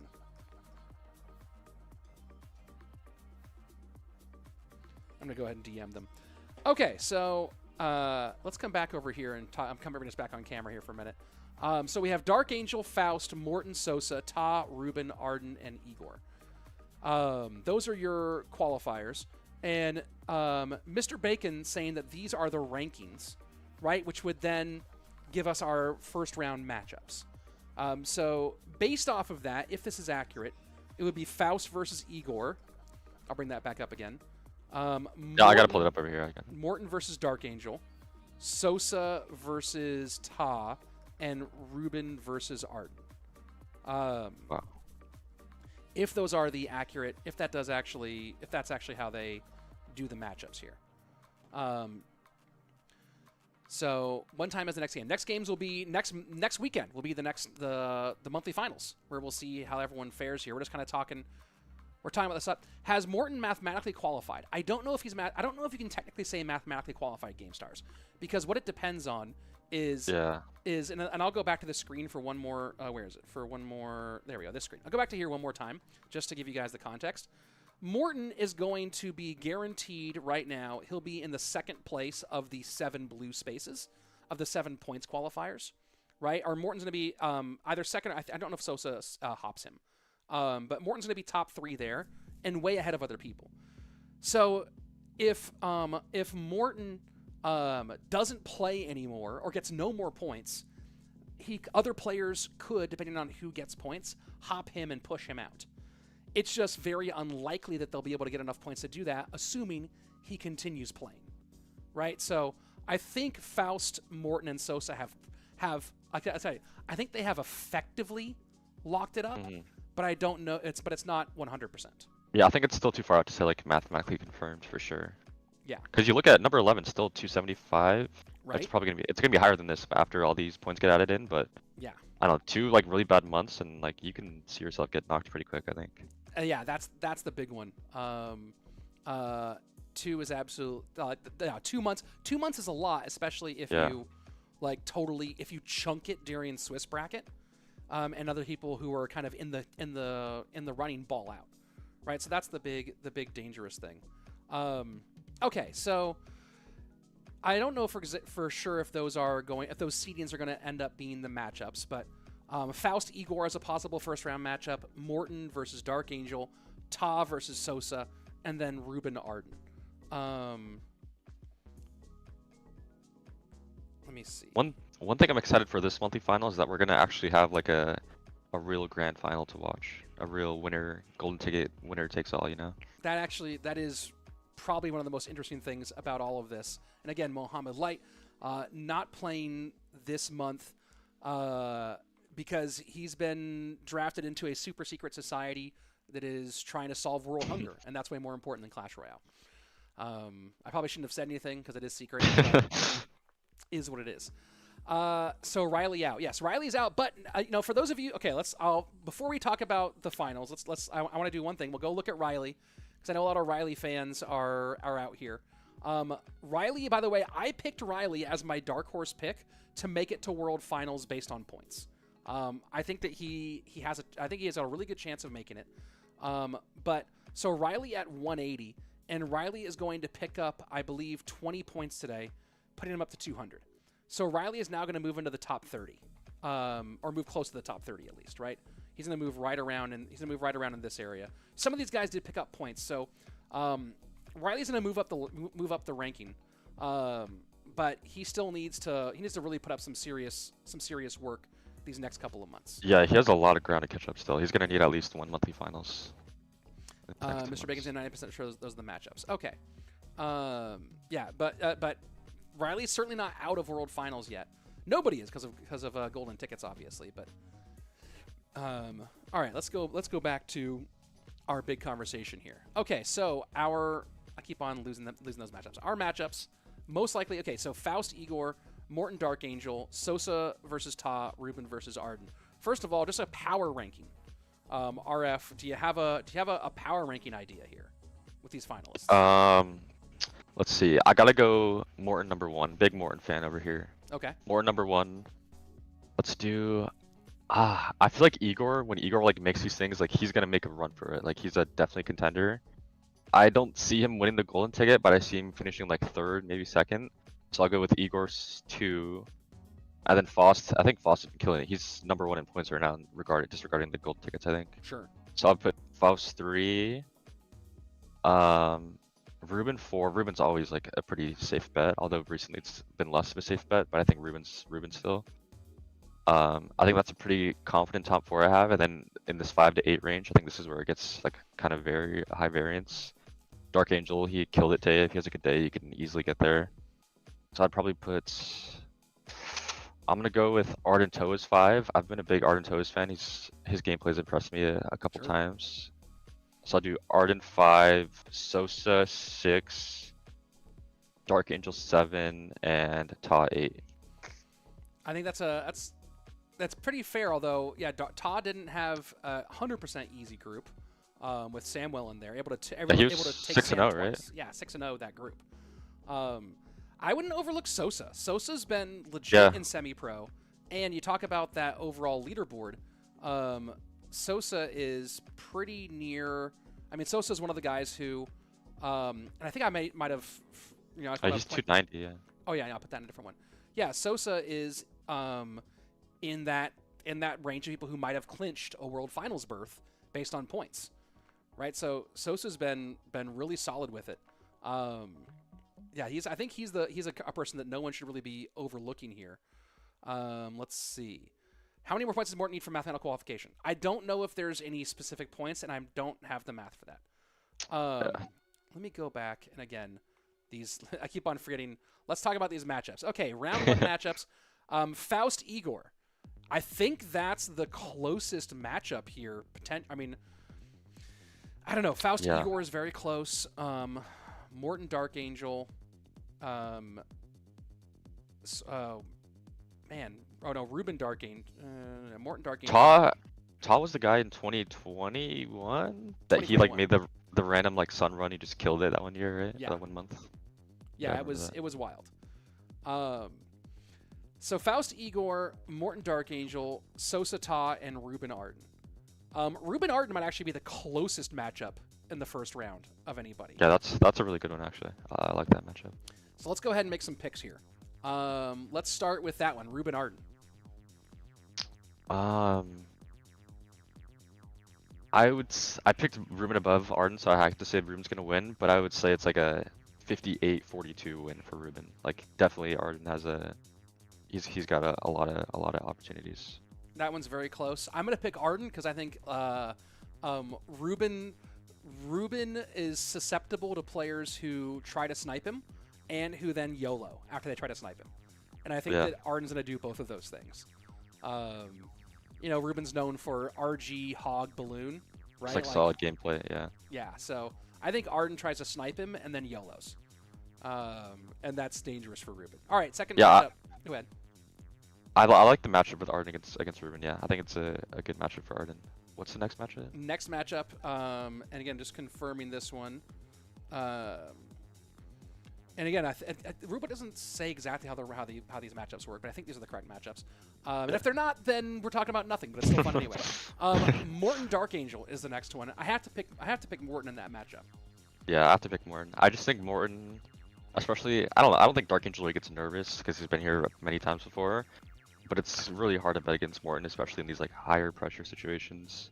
He's just done this literally hundreds of times probably at this point. And DarkAngel, I mean, this isn't on stage, so it's a little bit different. But DarkAngel did struggle with nerves a lot during CRL 2019 when he was playing live. Probably a little different now, years later, but valuable enough to note. Let's talk about Sosaa. Sosaa. I can't give a fair opinion about Ta really because I've watched like 3 of his games ever. And same with Sosaa. I don't really know Sosaa that well either. But I'm a little bit more familiar with Sosaa, and I saw him play today, and he's really solid, so I gotta pick Sosaa. Yeah, I don't know who Ta's working with from an analysis standpoint. Actually, I don't know who either of these guys are working with, so that's a big question. But Sosa's been kind of stone cold. I'm gonna offhand pick him. And then finally, the number 1 versus number 8. And it's funny because it's a number 1 versus number 8 because it's really just because Igor didn't play for a few months. You look at what Igor's done, and now you go, oh man, what if he'd been playing the whole time and been able to get points? Because let me go ahead and just pull up Igor real quick. Where are you, Igor? You're way down here. Currently 93rd overall. So Igor didn't play in round 1. So you know you got a lot of points you can't get from round number 1, and then had mediocre performances in rounds 3 and 4. So he probably could have gotten, let's say, a minimum of 30 points from round 1, which would put him a lot more in the mix. This is going to be, and we are in season 5. Okay. What do you thought? Is Igor not? Does he not have it together right now? And Faust I think business? I don't know. It just always seems like when Igor gets to these like top 8s, like big pressure situations, he just thrives in it and plays even better than he usually does. But I've watched a couple of the last monthly finals, and I feel like a lot of these younger, newer players, I don't know, I've seen some bad gameplay in the monthly finals, just like blatant errors or like, what is this guy doing? But it's just because like you're playing monthly finals, like you're feeling the pressure for sure. You're playing for thousands of dollars and a golden ticket berth possibility. So I don't know. I think Igor's just got it done. Yeah, I think that's the case as well. Is that Igor's one thing we know about Igor is stone cold, and we have seen Faust kind of play some weird stuff, some weird moments. But I think Faust is going to make World Finals anyway, so maybe that also takes some of the nerves off of him. Yeah, bracket is live in the app, so let's go and see if our bracket was even sort of accurate or if we were completely all over the place. Where are you at, bracket? Monthly finals bracket. Let me go over here. Oh, we had the bracket totally wrong. Hold on. We had so this is not what I thought the bracket was. That's fascinating. And maybe the rankings are different for some reason. Morten, Igor, Rubén Arden, Faust, DarkAngel, So this is a little bit different than we thought. Yeah, I guess Morten passed Faust in the points. Yeah. So Sosaa is still happening. Rubén Arden is still happening, but the big difference here is Faust versus DarkAngel and Morten versus Igor. Yeah, I think the Faust versus DarkAngel, that's a really even matchup, I think. Two like pretty big OGs, although they're still younger guys. Yeah. So I'm sure they've played each other dozens of times as well, so I think that'll be a really good match. Mr. Bacons, I don't know why Morten passed Faust if he's tied on points. I'm not sure either, Mr. Bacon. Again, there's like multiple different ways that they do the seeding. Morten Igor does that change anything for you that it's Morten Igor? I don't know. I gotta go with Morten still. I think that's really a really good matchup though. That's gonna be exciting to watch. And that's gonna be that's at least for now, match, tentative, folks. The first matchup of the day next weekend. Morten Igor, that's an OG matchup right there. Yeah, that's so much fun. It's gonna be a great monthly final, and it's been a really fun day. I've enjoyed hanging out with you, obviously. Hopefully everyone at home has enjoyed watching it. Any final thoughts on what we saw today and what's happening next weekend? Not really. Now, I just want to say thanks for having me. It's been probably like 3 years since I've done a casting thing like this, so it was nice to watch some games, see the chat, catch up with you. So yeah, thanks for having me. For sure, great having you as well. Thanks for coming on. It's nice having the OG pro perspective, and for everyone at home, thank you so much for watching. It's been really fun being back. We are back tomorrow and Tuesday with GKR. So those of you who didn't get enough Clash Royale esports today, GKR here tomorrow morning and tomorrow morning my time, and Tuesday morning as well. So come check that out. And of course, I'll be on next weekend for CRL, back in the chair one more time. And I just really appreciate having each and every one of you here. It's fun to hang out and do all this with y'all, and I'm looking forward to what's going to be a great monthly finals for RF, for Clash Royale Esports, who is no longer in here throwing shade, but they're Clash Royale Esports bringing the heat these days. And everybody, I'll see y'all mañana. Be excellent to each other and party on, dude.